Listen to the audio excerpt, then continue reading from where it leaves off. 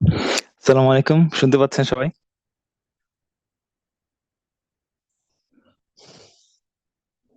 জি sir. আচ্ছা, sorry, আমি আসলে আপনাদের আরেকজন ফ্যাকাল্টির সাথে একটু জরুরি একটা কনভারসেশনে ছিলাম, এই জন্য জয়েন করতে দেরি করলাম।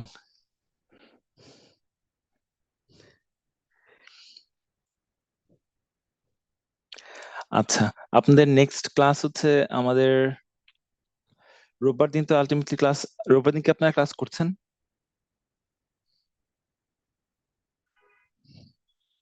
স্যার রোববারে মোস্ট প্রবাবলি হবে না স্যার। আচ্ছা, রোববার দিন যদি ক্লাস না করা না হয়, তাহলে আমাদের সামনের সপ্তাহে ক্লাস থাকছে হচ্ছে একটা তো হচ্ছে একেবারে বুধবার দিন আছে, আরেকটা তো রোববার দিন যদি না হয়, তাহলে ওই রোববার দিনের ক্লাসটা কখন করা যায় এটা হচ্ছে প্রথমত আমাকে আপনারা জানাবেন। আপনার সিআর যিনি আছেন তিনি জানাবেন। মানে কি একটা এক্সট্রা টাইমে একটা জুম সেশনে হবে।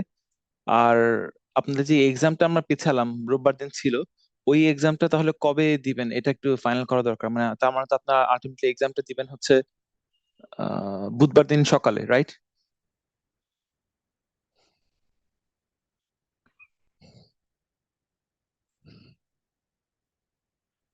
আপনাদের লাস্ট কুইজটা, কুইজ 4, আপনারা দিবেন তাহলে বুধবার দিন সকালে, রাইট? বুধবার দেয়া যায় স্যার। বুধবার সকালে রেগুলার ক্লাস টাইমে। আচ্ছা, তাহলে ওইটা থাকলো ওই সময়ে। আর হচ্ছে রোববার দিনের ক্লাসটা আপনারা কবে আপনাদের জন্য সুইটেবল হয় আমাকে জাস্ট জানান। যে একটা জুম সেশন নিব, ওই দিন হচ্ছে ওই ক্লাসটা আমাদের লাগবে। ঠিক আছে? আচ্ছা, তাহলে আজকে আপনাদের লাস্ট দিন শেষ করেছিলাম হচ্ছে মেমোরি। লাস্ট দিন মেমোরি শেষ করেছিলাম। আজকে আমাদের অ্যাডার সার্কিট শুরু করার কথা। আমরা অ্যাডার সার্কিট শুরু করব, কিন্তু অ্যাডার সার্কিট শুরু করার আগে আমরা একটা ছোট টপিক দেখে তারপর অ্যাডার সার্কিটে যাব। আচ্ছা, আমরা আপনাদেরকে সাধারণত ভিএলএসআই 2 তে একটু ডিটেইলে পড়ানো হয়। ভিএলএসআই সার্কিট টেস্টিং বা ফল্ট অ্যানালাইসিস, এটা ভিএলএসআই 2 তে একটু ডিটেইলে পড়ানো হয়। কিন্তু ভিএলএসআই 2 ইভেন্চুয়ালি সবাই নেয় না বা নিতে পারে না, বা এই ধরনের ব্যাপার থাকতে পারে। এই জন্য আমরা কিছুটা টেস্টিং বা ফল্টের কথাবার্তা এই কোর্সে হালকা একটু বলবো। এই জন্য আজকে হয়তো বা 20 মিনিট এটা নিয়ে একটু আলোচনা করে তারপর হচ্ছে অ্যাডার সার্কিট ডিজাইনে যাব বা অ্যাডার সার্কিট নিয়ে কথা বলবো। তাহলে আমাদের ফল্ট অ্যানালাইসিসটা হচ্ছে কিছুটা হলেও একটু দেখি আমরা। ফল্ট অ্যানালাইসিস এর পাশাপাশি হচ্ছে আমরা ধরেন সার্কিট টেস্টিং করব, ভিএলএসআই টেস্টিং। ঠিক আছে, আচ্ছা। তো আমরা ধরেন যে ফল্টের মধ্যে অনেক ধরনের ফল্ট অ্যানালাইসিস বা ফল্টের ব্যাপারগুলো আছে। আমরা অত যেহেতু ডিপে যাচ্ছি না, আমরা খুব বেসিক লেভেলের কিছু ফল্ট দেখবো এবং সেটা টেস্টিং এর একটা মেকানিজম দেখার চেষ্টা করব। তো আমরা যখন বেসিকের কথা বলছি, তখন আমরা এই কোর্সের শুরুতে ধরেন পড়েছি হচ্ছে, এই কোর্সে একবার শুরুতে আমাদের ছিল হচ্ছে গেট লেভেলের সার্কিট। আমরা এই কোর্সের শুরুতে একেবারে গেট লেভেলে যে সার্কিট ছিল সেখান থেকে, যেটা হচ্ছে মেইনলি আপনারা ডিএলডি তে পড়েছেন, সেখান থেকে কিভাবে আমরা, এই ভিএলএসআই কোর্সের মেইন অংশ ছিল যে গেট লেভেল থেকে কিভাবে আমরা সার্কিটে অর্থাৎ ট্রানজিস্টর লেভেলের সার্কিটে কিভাবে আসতে পারি। সো আমরা ট্রানজিস্টর লেভেলের সার্কিটে মেইনলি হচ্ছে এই কোর্সে এসেছি, এবং সেটাতে সার্কিটটা কেমন হবে কি হবে, বিভিন্ন অপটিমাইজেশন, বিভিন্ন প্যারামিটার এস্টিমেশন, এগুলো হচ্ছে আমরা মেইনলি দেখেছি। তো এই জন্য আমরা গেট লেভেলের টেস্টিংও যেরকম আমাদের জরুরি দেখা দরকার, ট্রানজিস্টর লেভেল সার্কিটেরও টেস্টিং ঠিক একইভাবে দেখা দরকার। ঠিক আছে? আর মেইনলি আমরা এই টেস্টিং বা ফল্টের ক্ষেত্রে যা দেখব, সেই ফল্ট গুলোর ক্ষেত্রে আমরা মেইনলি ফল্ট দেখব হচ্ছে, ধরেন আমরা বলবো যে স্টাক ওপেন, এই টাইপের ফল্ট।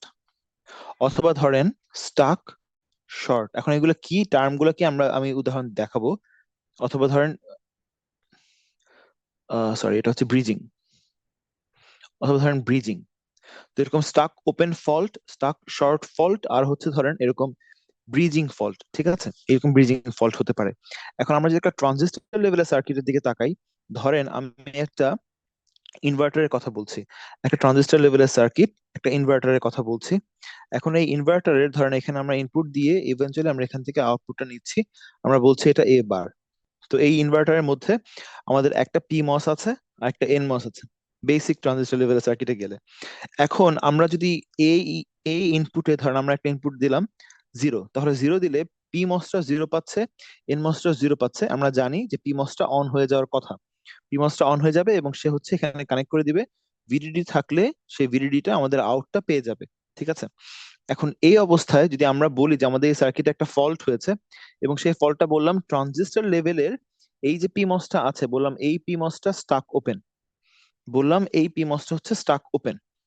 তাহলে এইটা বলার মানে হচ্ছে যে এই পার্টিকুলার সার্কিটের এই ট্রানজিস্টরটা, এই পিমসটা স্টাক ওপেন হয়ে বিহেভ করছে, মানে এটা কোনো একটা পার্টিকুলার সমস্যার জন্য সবসময় ওপেন থাকে। অর্থাৎ আমি গেটে 0 দেই কিংবা গেটে 1 দেই, যাই দেই না কেন, ফার্স্ট অফ অল গেটে 1 দিলে তো এটা ওপেনই থাকতো, কিন্তু গেটে যদি 0 দিই তাহলে এটা অন হয়ে দেখলাম যেটা শর্ট হয়ে যাওয়া উচিত ছিল।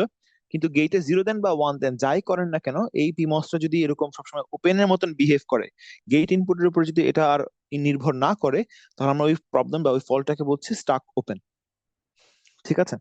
আচ্ছা, ঠিক একইভাবে ধরেন নিচের যেটা ছিল, নিচের এটা আছে, নিচের এই এন মসটা ইনপুটে গেটে 0 দেওয়ার কারণে আমরা জানি যে এটা ওপেন হয়ে থাকবে। আবার ধরেন এখানে যদি 1 দিতাম, তাহলে এটা কানেক্ট হয়ে আউটটা গ্রাউন্ড পেত। সো 1 আর 0 এর উপরে তার গেটের ভ্যালুর উপরে নির্ভর করে সে অন বা অফ হতো। কিন্তু ধরেন যদি এখানে কোনো একটা স্টাক শর্ট প্রবলেম হয় বা ফল্ট হয়, স্টাক শর্ট, তাহলে আমাদের এই এন মসটা আমরা অন করি অথবা অফ করি, যাই করি না কেন, গেটে 1 দিয়ে অথবা 0 দিয়ে আমি যাই করি না কেন, আমি সেটাকে আর কন্ট্রোল করতে পারবো না। আউটপুটটা, এই ওয়্যারটা সবসময় শর্ট হয়ে থাকবে এবং আউটপুটটা সবসময় গ্রাউন্ড পাবে। সো এই ফল্টটাকে বলবো স্টাক শর্ট। তার মানে হচ্ছে গেটে 1 দিই বা 0 দিই, যাই দিই না কেন, গেটে 0 দিলে এটা ওপেন থাকার কথা ছিল, কিন্তু এই এনমসটা সবসময় শর্টের মতন বিহেভ করবে। সো এই প্রবলেম বা এই ইস্যুটাকে আমরা বলছিলাম স্টাক শর্ট। সো যদি এরকম হয় যে কোনো একটা ট্রানজিস্টর সবসময় ওপেন থাকে, গেটে যাই দেয় না কেন, সেই ট্রানজিস্টরকে আমরা বলছি স্টাক ওপেন। আর যদি এমন হয় যে সেটা সবসময় পার্টিকুলারলি গেটে যাই দেয় না কেন, 1 বা 0, কখনই আমরা তাকে ওপেন করতে পারি না, সবসময় শর্ট হয়ে থাকে, তাহলে সেটাকে বলবো স্টাক শর্ট। ঠিক আছে? তাহলে ট্রানজিস্টর লেভেলের এই ধরনের ফল্ট গুলোকে আমরা বলছি স্টাক ওপেন, আর ওগুলোকে বলছি স্টাক শর্ট। তো transistor stuck open, stuck short, এগুলো এই ফল্ট গুলোকে ডিটেক্ট করব কিভাবে, ওটা আমরা এই এতে এখন দেখছি না, যেহেতু আমাদের সময় সংকুলন আছে, আমরা অত ডিটেলে দেখবো না। কিন্তু তা না হলে ইনপুট ভেক্টর দিয়ে হচ্ছে এগুলোকে সাধারণত টেস্ট করা হয়। এখন আরেকটা কথা হচ্ছে যে এই যে ফল্টের কথাগুলো বললাম, এই ফল্ট গুলো কেন হয়? এই ফল্ট গুলো হওয়ার অনেক কারণ থাকতে পারে, বাট অন্যতম কারণ হচ্ছে ম্যানুফ্যাকচারিং ডিফেক্ট হয়। অর্থাৎ ধরেন আমি যখন ম্যানুফ্যাকচার করছি, তখন ওখানে ম্যানুফ্যাকচারিং প্রসেসের মধ্যে ডিফেক্ট আসতে পারে। অথবা ধরেন যখন মাস্ক ডিজাইন করা হয়, মাস্ক ডিজাইনিং এর মধ্যেও হচ্ছে ওই ডিজাইনের পরে যখন মাস্ককে আমরা ইভেন্চুয়ালি ফ্যাব্রিকেট করি, তখন ওখানে ডিফেক্ট থাকতে পারে। অথবা ধরেন আমরা মাস্ক ডিজাইন করার সময় যদি ডিজাইনার প্রপারলি সবকিছু চেক না করে, প্রপারলি ডিআরসি বা এলভিএস চেক গুলো যদি ঠিক মতো না করা হয়, বা কোনো কারণে যদি ভুল হয় ডিজাইনার এন্ড থেকে, তাহলেও কিন্তু আমাদের এই ধরনের ফল্ট থাকতে পারে। মানে যেটা শর্ট হওয়ার কথা না সেটা শর্ট, যেটা ওপেন হওয়ার কথা না সেটা ওপেন। অথবা ধরেন যেই প্রান্তটা গ্রাউন্ড বা ভিডিডিতে কানেক্টেড থাকার কথা, কোনো কারণে কানেকশন পাচ্ছে না, অর্থাৎ যেটা হওয়ার কথা ছিল, কোনো কারণে সেই কানেকশনটা যদি না হয়ে ওপেন থাকে বা ভুল কানেকশনে চলে যায়, তাহলেই হচ্ছে এই ধরনের স্টাক ওপেন বা স্টাক শর্ট এই প্রবলেম গুলো আসতে পারে। অথবা ধরেন একটা গেট ফ্যাব্রিকেট করতে গিয়ে, যেখানে আমাদের ফ্যাব্রিকেশনের সময় ধরেন পুরো অক্সাইড থাকার কথা ছিল, সেই অক্সাইডের মধ্যে যদি কোনো ডিফেক্ট পড়ে যায়, তাহলে ওই গেটটা আর ইনসুলেটেড থাকে না, সেটা হয়তো বা শর্ট হয়ে যাওয়ার একটা চান্স থাকে। তো এই ধরনের নানা রকমের ম্যানুফ্যাকচারিং প্রসেসে বা ডিজাইনের প্রসেসের মধ্যে কিন্তু ডিফেক্ট আসতে পারে বা ইস্যু বা এরর থাকতে পারে, তার জন্য এই ধরনের ফল্ট হতে পারে। এখন আমাদের এই ফল্টটা হয়ে যাওয়ার আগে যাদের কাজ, মানে হচ্ছে ধরেন ম্যানুফ্যাকচারিং বা ওইসব প্ল্যান্টে যাদের কাজ, তাদের কাজ হচ্ছে ফল্ট যাতে করে না হয় সেটা মেক শিওর করা। কিন্তু আমাদের পয়েন্টটা হচ্ছে ফল্ট যখন ধরেন হয়ে গেছে, এখন আমাদের এন্ড থেকে আমরা কি করতে পারি? আমাদের এন্ড থেকে হচ্ছে আমাদের টেস্ট করে আগে জানতে হবে যে এই ডিভাইসটা কি ফল্ট ফ্রি কিনা। যদি ফল্ট ফ্রি হয়, আমরা ধরেন এটাকে মার্কেটে ফার্দার প্রসিড হতে দিব। আর যদি আমরা দেখি যে এই সার্কিটটা ফল্ট ফ্রি না, তাহলে আমরা, মানে ফল্টি সার্কিট বা ফল্ট আছে, তাহলে হচ্ছে আমরা এটাকে হল্ট করে আলটিমেটলি ডিফেক্টিভ চিপ হিসেবে ওটাকে আমরা ধরেন ডিসকার্ড করব। তো এই জন্য আমাদের হচ্ছে এই ফল্টটা ডিটেক্ট করা বা অ্যানালাইসিসের একটা মেথড বা মেকানিজম থাকা দরকার। তার জন্যই হচ্ছে আমরা এই টেস্টিংটা পড়ি, যেটা একটা টেস্টিং এর বিভিন্ন ওয়েতে কিভাবে আমরা কত দ্রুত, বিকজ টেস্টিং যদি একটা করতেই আমার ধরেন 1 বছর লেগে যায়, তাহলে তো ওটা ইভেন্চুয়ালি কোনো মানে ইফেক্টিভ টেস্টিং হবে না।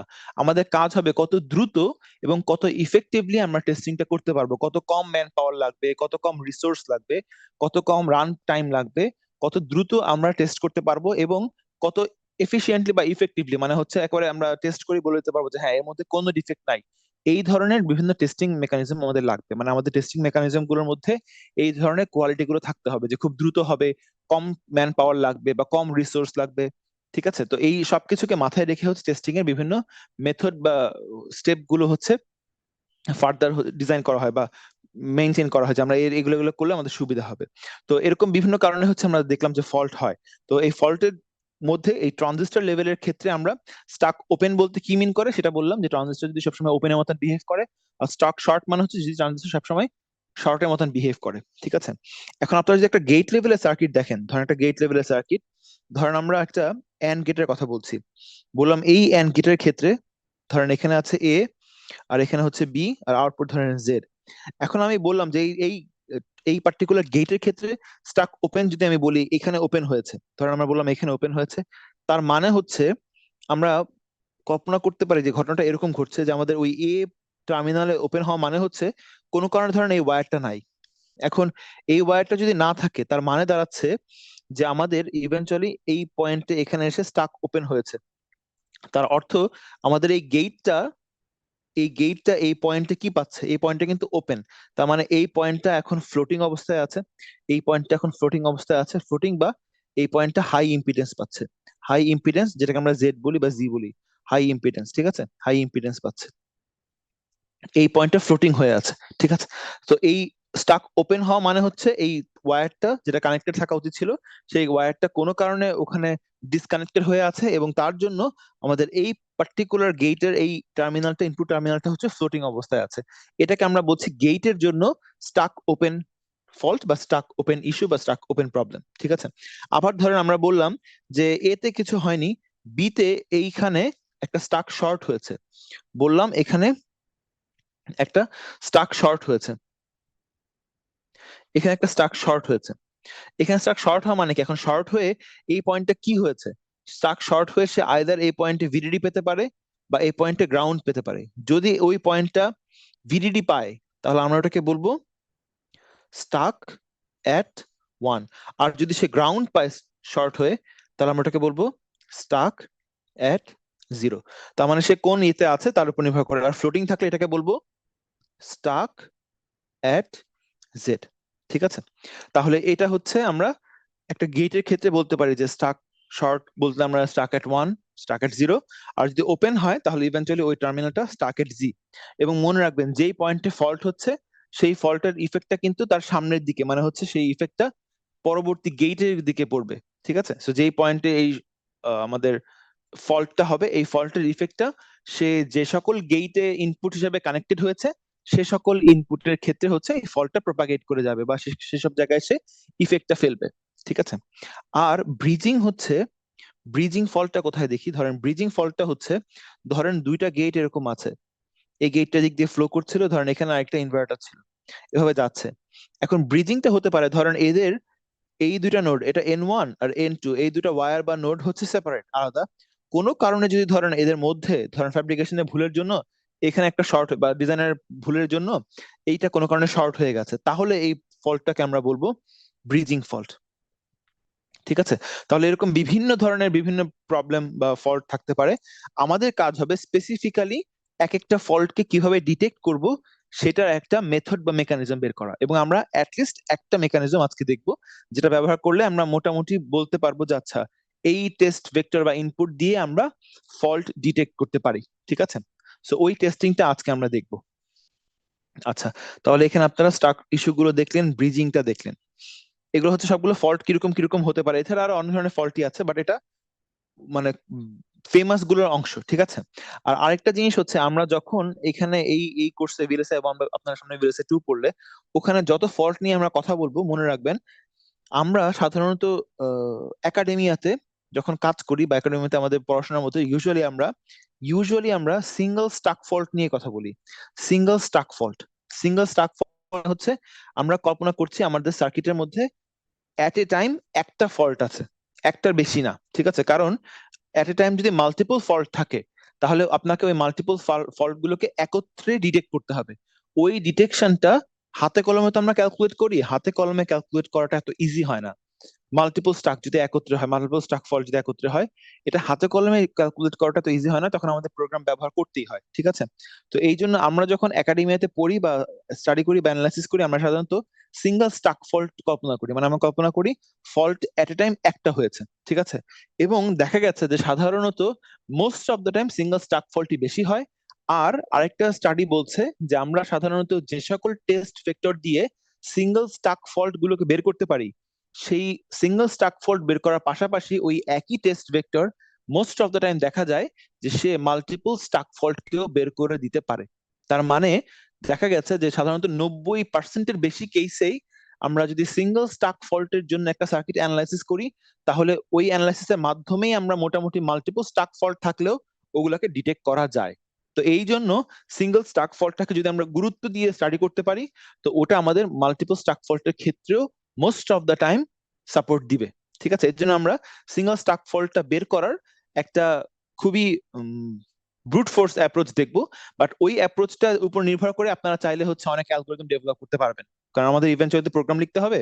তো ওই অ্যালগোরিদম আমরা ডেভেলপ করতে পারবো, বাট তার জন্য কনসেপ্টটা কেমন হবে সেটা আমরা আজকে দেখবো।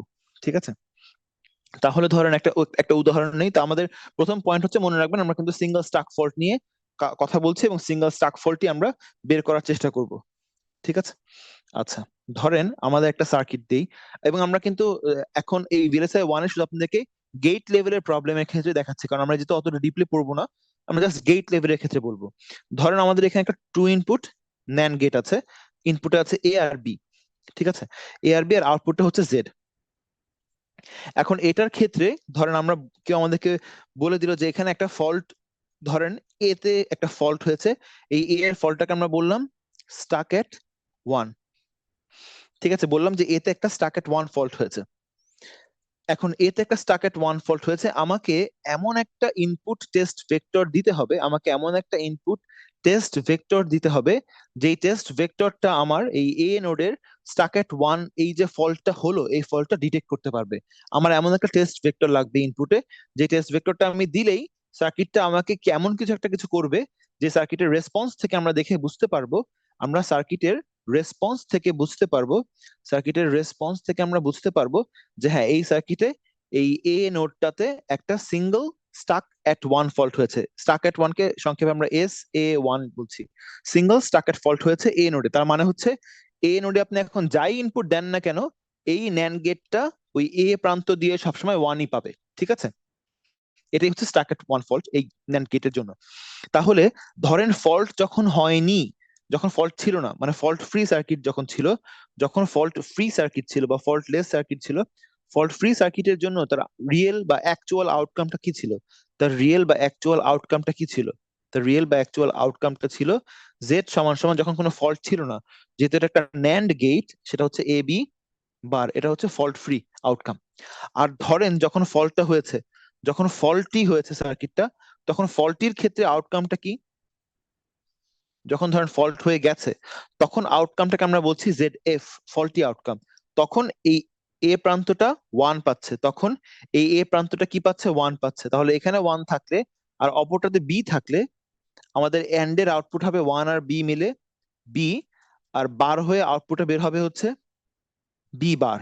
তার মানে ফল্টি আউটকাম হচ্ছে বি বার।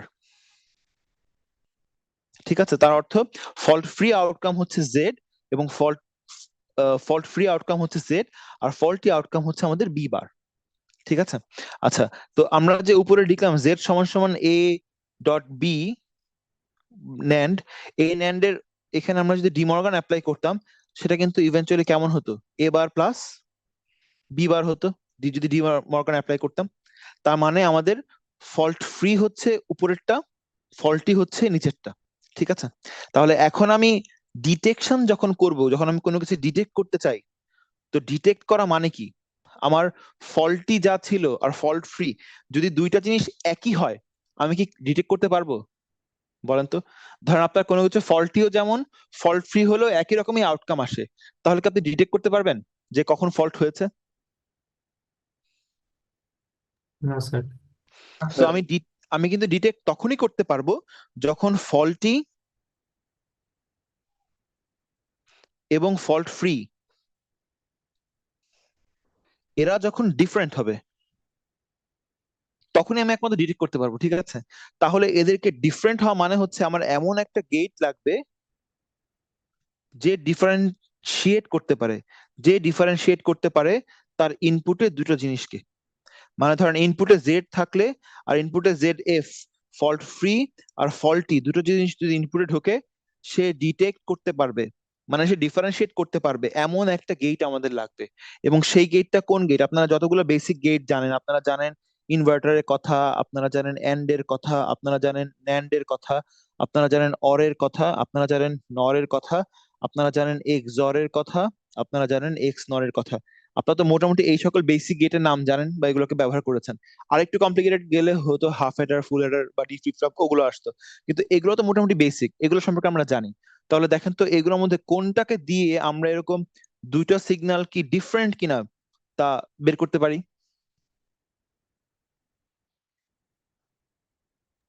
হ্যান্ড দিয়ে। এন্ড দিয়ে কি আপনারা দুটো ডিফারেন্ট বের করতে পারবেন? ধরেন এন্ড দিয়ে আপনি কিভাবে দুটো ডিফারেন্ট বের করবেন? এন্ড এর আউটপুট যদি ওয়ান আসে, উভয় ওয়ান, এন্ড এর আউটপুট ধরেন জিরো এসছে, উভয় জিরো, কিভাবে ডিটেক্ট করবেন? অরের ক্ষেত্রে একই সমস্যা, অরের ধরেন দুটাই ওয়ান আবার দুটাই জিরো, আলাদা হবে? এমন কোন ন্যান্ড, ন্যান্ডে ধরেন দুটাই সেম আসছে, দুটাই ওয়ান, তাহলে কিছু ডিফারেন্স বের করতে পারবে? মানে সে কিভাবে এক্সওর আপনাকে, দিয়ে করা যায়। আপনার এই সার্কিটটা বলবে যে আমার ইনপুট দুটো ডিফারেন্ট, এমন কোন একটা সার্কিট যে বলবে আমার এই দুটা ইনপুট ডিফারেন্ট। মানে হচ্ছে ধরেন এ আর বি আছে, আমার আউটকাম হচ্ছে এটা, ঠিক আছে? আমার এমন সার্কিট লাগবে যে বলবে এ আর বি ডিফারেন্ট, তার মানে এ তে জিরো আর বি তে ওয়ান আছে, তখন সে বলবে ওয়ান ডিফারেন্ট। অথবা এ তে ওয়ান আছে বি তে জিরো আছে, তখন সে বলবে ওয়ান ডিফারেন্ট। এরা যখন সেম হবে, জিরো জিরো, তখন সে বলবে সেম মানে জিরো। এরা যখন ওয়ান ওয়ান, তখন সে বলবে জিরো মানে সেম, আর মানে জিরো এক্সওর মানে হচ্ছে পেলে। সেম। রাইট, তার মানে হচ্ছে আমাদের ট্রুথ টেবিল বলছে যে আমাদের লাগবে হচ্ছে একটা এক্সঅর গেট, বা এক্স নট দিয়েও করতে পারেন, একই কথা। সো আমরা যে একটা এক্সঅর আনি, এক্সঅর অর্থাৎ জেড এবং জেড এফ এর এক্সঅর আমাকে জানাবে ওয়ান দেওয়ার মাধ্যমে যে আমাদের জেডটা হচ্ছে নন ফল্টি বা ফল্ট ফ্রি, আর জেড এফ হচ্ছে ফল্টি, ঠিক আছে? সে জানাবে যে এই ফল্ট ফ্রিটা আর ফল্টিটা এই দুইটা হচ্ছে ডিফারেন্ট যখন এক্সর এর আউটপুটটা ওয়ান আসবে। তার মানে আমরা এই এক্সর অপারেশনের মাধ্যমে তার আউটপুটকে ওয়ান লিখে, অর্থাৎ এই ইকুয়েশনটা ইউজ করলে, এই বুলিয়ান ইকুয়েশনটা ইউজ করলে আমরা বের করতে পারবো যে কখন আমরা সার্কিটের ফল্টটাকে ডিটেক্ট করতে পারবো, ঠিক আছে? কারণ এটার মেইন কনসেপ্টই হচ্ছে ফল্টি আউটকাম আর ফল্ট ফ্রি আউটকাম দুইটার এক্সর ডিফারেন্ট, সো ওয়ান, মানে দুইটা ডিফারেন্ট এসছে। বিকজ ডিফারেন্ট আসলে তো আমরা ফল্টটা ডিটেক্ট করতে পারবো যে কখন ফল্ট হয়েছে। ইনপুট ভেক্টর দিলেন, ফল্টের সময় যেমন আসে ফল্ট ফ্রি অবস্থায় তেমনই আসছে, তার মানে কি সার্কিটে ফল্ট আছে। ইনপুট ভেক্টর দিলেন, ফল্টির ক্ষেত্রে যা আসার কথা ফল্ট ফ্রিতে তা আসছে না, ডিফারেন্ট আসছে, তার মানে হচ্ছে এখানে কোনো ফল্ট নাই, ঠিক আছে? তার অর্থ আমাদের এই এক্সপ্রেশনটা নিয়েই কাজ করতে হবে। তাহলে এক্সপ্রেশনটা দিয়ে যদি আমরা অ্যাপ্লাই করি, তাহলে এখানে জেড এক্সর জেড এফ সমান সমান ওয়ান। এখন জেড এর ভ্যালু কত? এখানে আমরা জেড আগে বের করেছি, এ আর বি দুইটার বার করে অর, অর্থাৎ এরকম। আর ফল্টিটা হচ্ছে জেড এফ, সেটা হচ্ছে শুধু বি বার একা সমান সমান ওয়ান। এটাকে আমার এখন সলভ করতে হবে, এটাকে সলভ করতে হবে। আচ্ছা, এটাকে সলভ করার টেকনিকটা কি হবে? প্রথমে দেখবেন যে একা কি কেউ আছে কিনা, কোন একটা টার্ম সে একা এবং কমন আছে কিনা। কেউ যদি একা এবং কমন থাকে সেটাকে আমরা আলাদা করে লিখি। ধরেন বি বার আছে একা এবং কমন। এখন যদি বি বার সমান সমান, পসিবিলিটি সে জিরো হতে পারে বা ওয়ান হতে পারে, বি বার সমান সমান যদি ওয়ান হয়, তাহলে দেখেন তো এই পুরো এ বার প্লাস বি বার এই টার্মটা কত হবে? One sir. বি বার কত হবে একা? ওয়ান। এই দুইটার এক্সর কি কখনো ওয়ান হবে? না স্যার। তার মানে বি বার ওয়ান, এটা ভুল, বি বার কে হতে হবে জিরো। বুঝতে পারলেন অ্যানালাইসিসটা? আচ্ছা, তার অর্থ আপনারা বি বার কে পাচ্ছি জিরো, তার মানে বি সমান সমান কত হবে? ওয়ান হবে। আচ্ছা, বি বার যেহেতু জিরো পেয়েছেন, বি বার যেহেতু আমরা জিরো পেয়েছি, তাহলে এই জিরো এখানে বসালে এ বার একা থাকবে, এক্সর বি বারটা এখানে জিরো সমান সমান ওয়ান। এখন দেখেন এই কথার মানে কি? এই কথা মানে হচ্ছে এ বারটা হচ্ছে কিছু, কিছু XOR হয়েছে শূন্যের সাথে, বের হয়েছে 1, তার মানে ওই কিছুটা কত? স্যার তার মানে এবার 1 হওয়া লাগবে। তার মানে এ বার হতে হবে 1, অর্থাৎ এ হতে হবে 0। 0। তার মানে আপনার এ বি, এই টেস্ট ভেক্টরটা কত দাঁড়ালো? 0,1 দাঁড়ালো। এর অর্থ আপনারা যদি 0,1 এই টেস্ট ভেক্টরটাকে ইনপুটে বসান, তাহলে ফল্টির ক্ষেত্রে যে আউটকাম আসতো তার আউটকামটা ডিফারেন্ট আসবে। আচ্ছা, ফল্টির ক্ষেত্রে কিরকম আউটকাম এসেছিল একটু আগে? ইনভার্টারের মতো বিবার। একটু আগে বি বার এসেছিল, তাহলে বি তে 1 দিলে একটু আগে এখানে কত আসার কথা ছিল? 0 আসার কথা ছিল। জি স্যার। কিন্তু এখন এই 0,1 এর জন্য দেখি তো কত আসে। 0 দিয়েছেন এতে, তার মানে এখানে 0, বি তে 1 থাকলে এখানে 1, অ্যান্ড হয়ে হবে 0। 0, ন্যান্ড হয়ে হবে 1, তার মানে নন ফল্টি হচ্ছে 1, এটা নন ফল্টি বা ফল্ট ফ্রি, আর ফল্টি হচ্ছে 0। এর অর্থ আপনারা এই ইনপুট ভেক্টরটা দেওয়ার পরে যদি আউটপুটে 1 পান, তাহলে বলবেন এখানে কোনো ফল্ট নাই। আর যদি আউটপুটে 0 পান, তাহলে বলবেন আমাদের এই এ নোডটা স্টাক এট 1-এ, মানে 1-এ স্টাক হয়ে আছে। এবার বুঝতে পারলেন কিভাবে ফল্ট আমরা বের করতে পারি? আবারও বলছি, এই টেস্ট ভেক্টরটা যদি ইনপুটে দেই, যদি আমাদের আউটপুটে 1 আসে, বলবো কোনো ফল্ট নাই। যদি 0 আসে, তাহলে বলবো যে ফল্ট আছে, এবং কোন ফল্টের জন্য আমরা এই ক্যালকুলেশনটা করলাম? এ নোডটা স্টাক এট 1, তার মানে এ নোডটা কোনো কারণে ভিডিডি তে কানেক্ট হয়ে থাকলেই আমাদের এই আউটকামটা এখন আসার কথা না, কিন্তু আসছে। আসার কথা ছিল 1, কিন্তু ফল্ট হয়েছে ওই এ নোডটা 1-এ আটকে আছে বলেই আউটপুটটা 0 আসছে। তাহলে স্টেপটা কি বুঝতে পারলেন সবাই? জি স্যার। আচ্ছা, বুঝে থাকলে আমরা ধরেন একটা বড় সার্কিটের দিকে তাকাই। ধরেন আমাদের একটা 3 ইনপুট অর গেট আছে, input A B C, 3 input OR gate আছে, এর আউটপুট গেছে একটা এন্ডে, 2 ইনপুট এন্ড গেট, সেখানে এসছে আরেকটা 2 ইনপুট ন্যান্ড গেট থেকে, ধরেন এভাবে গেছে, ওটাকে বললাম ডি আর ই। ঠিক আছে, এটার আউটপুট ধরেন বের হয়েছে, এখানে ধরেন একটা একটা নর গেট দেই, আর তারপর একটা ইনভার্টার হয়ে ধরেন আউটপুটে আসলো। ঠিক আছে, এই নরের ইনপুটে ধরেন আমরা বললাম এখানে আছে এফ। ধরেন এই সার্কিটটা নিয়ে আমরা এখন অ্যানালাইসিস করতে চাই। ঠিক আছে, এখন এই সার্কিটের ক্ষেত্রে আমরা ধরেন বললাম যে আমাদের এই ধরেন অরের আউটপুট এই নোডটাকে বলছি জি, বললাম এই নোডটা স্টাক এট 1, এইটা একটা ফল্ট হয়েছে। তাহলে আমাকে এমন একটা টেস্ট ভেক্টর বের করতে হবে যেই টেস্ট ভেক্টরের মধ্যে থাকবে কি কি input? A B C D E R F, এই 6টা আমার ইনপুট। সো এই 6টা দিয়ে এমন একটা টেস্ট ভেক্টর আমাকে বের করতে হবে যে ভেক্টরটা ইনপুটে দিলে ফল্টের জন্য যেরকম আউটপুট আসতো, আমার আউটপুটটা অন্য আউটপুট আসবে, যাতে করে আমি ডিটেক্ট করতে পারি ফল্ট হয়েছে নাকি হয়নি। তাহলে আমার এমন একটা টেস্ট ভেক্টর লাগবে যে এই জি নোডে স্টাক এট 1 হয়েছে, এই ফল্টটা বের করতে পারে। ঠিক আছে, কারণ ফল্ট সার্কিটের যে কোনো নোডে হতে পারে। সো ওই যে কোনো নোডের জন্যই হচ্ছে আমাদের টেস্ট ভেক্টর গুলো কিন্তু ডিফারেন্ট ডিফারেন্ট হবে। আমাদের ধরেন এই জি নোডে স্টাক এট 1 এর জন্য যেরকম ফল্ট, আমাদের আউটপুট এই জেডটা যদি কোন একটা 0 বা 1-এ থাকতো, তাহলে কিন্তু ডিফারেন্ট ভেক্টর বের হতে পারে। আবার ধরেন এই এফটা যদি স্টাক এট 1 বা 0 হয়, তাহলে কিন্তু একটা ডিফারেন্ট হতে পারে। আবার ধরেন জি এর পরে এই নোডটাকে বললাম জে, যদি এই জে নোডে কোনো ফল্ট হয়, তাহলে কিন্তু আবার টেস্ট ভেক্টরটা ডিফারেন্ট হতে পারে। সো টেস্ট ভেক্টর নির্ভর করছে কোন নোডে কি ফল্ট হচ্ছে, সেটার উপর নির্ভর করবে যে আমরা কোন টেস্ট ভেক্টর দিয়ে এই ফল্টটাকে ডিটেক্ট করব।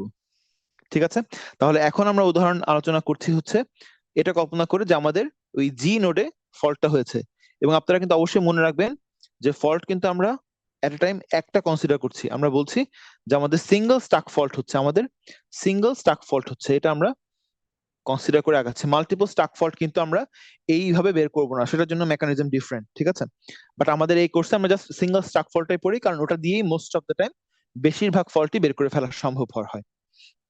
তাহলে আমাদেরকে স্টেপ গুলো কি কি?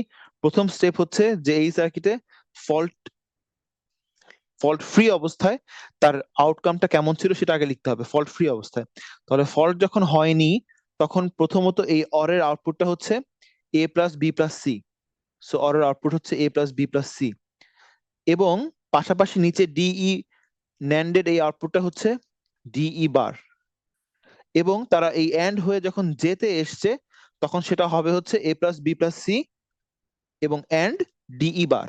তার মানে ওটা হচ্ছে A plus B plus C এবং ডিই বার, সেটাই জে পর্যন্ত এসছে। আর জে এর পরে আমাদের এই দুইটা মিলে হচ্ছে একটা অর গেট, যাতে ওই জে আছে আর ইনপুটে এফ আসবে, তার মানে জেড হবে ফাইনালি প্লাস এফ। এটা এটা হচ্ছে আমাদের ফল্ট ফ্রি যে আউটকাম, সেটা ক্লিয়ার? স্যার বলেন। স্যার যেহেতু আমরা জাস্ট ধরছি জি নোডে হইতেছে ফল্ট আছে, তো হ্যাঁ, যে এর পরে তো স্যার মানে কনসিডারেশন না করলে কি সমস্যা? জি নোডে ফল্ট হচ্ছে তো। জি স্যার, জি নোডে ফল্ট আছে, তার মানে ওই হ্যাঁ, টোটালটুকু কনসিডারেশন করলে যে নোডে আমি হইতেছে সবকিছু আউটপুট পাচ্ছি আর কি। কিন্তু যে এর পরে যে মানে দুইটা গেট আছে, একটা এক নর আছে আর একটা হইতেছে ইনভার্টার আছে, এই দুইটা হ্যাঁ, কনসিডারেশনে নেওয়ার রিজন কি? এই দুটোকে কনসিডার, দাঁড়ান দাঁড়ান, আমাদের এখানে যদি ফল্ট হয়ে যায়, বিকজ আপনি তো আলটিমেটলি সার্কিটের ভেতরে ঢুকতে পারবেন না।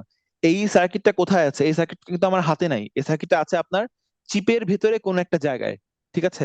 আপনার নিয়ন্ত্রণে আছে শুধুমাত্র এই ইনপুট গুলো, ও জি আর স্যার, আপনার এখন নিয়মে আপনার কাছে আছে হচ্ছে শুধু আউটপুটটা।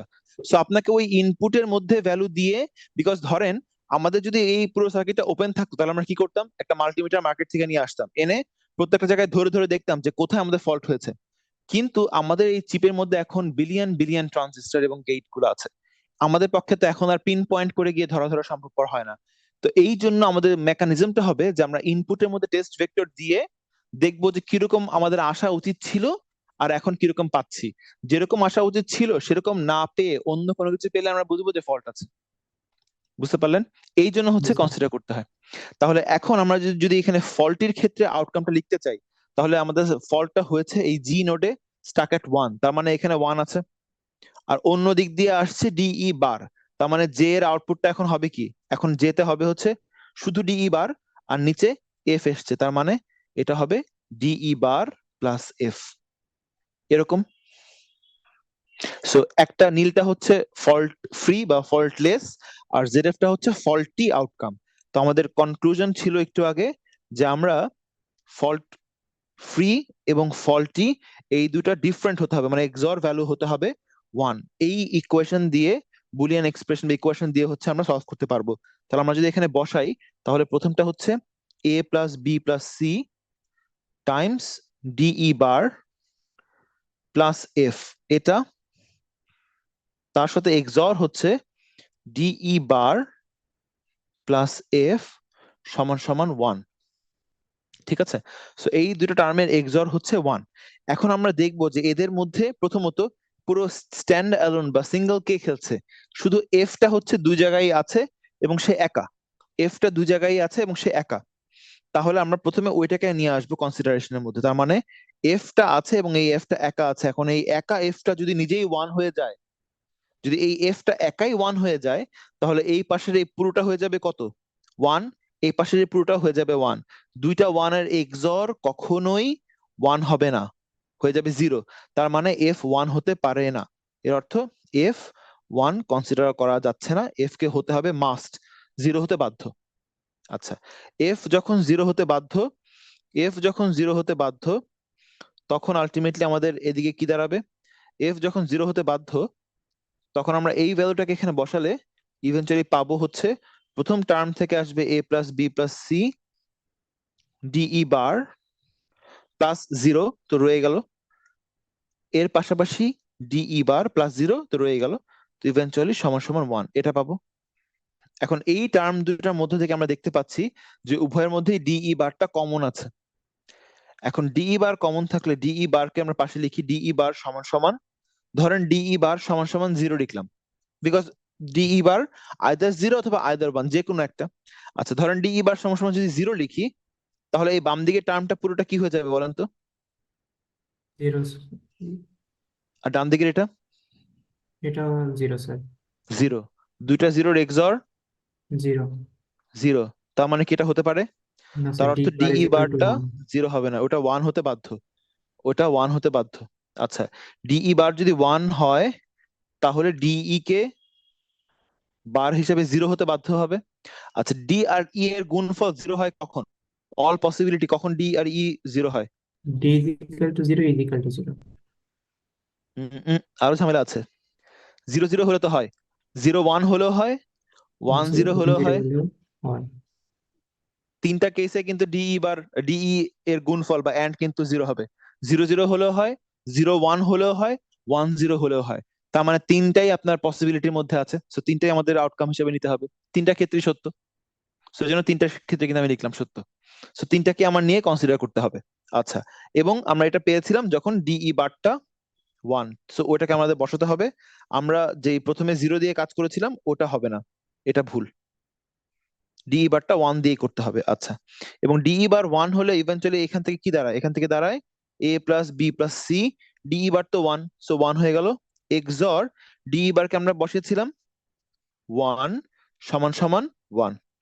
তাহলে এখন দেখেন এখানে কি আছে, এখানে আছে কিছু জিনিস এক্সর 1 পাচ্ছেন 1, তার মানে কিছু জিনিসটা কত?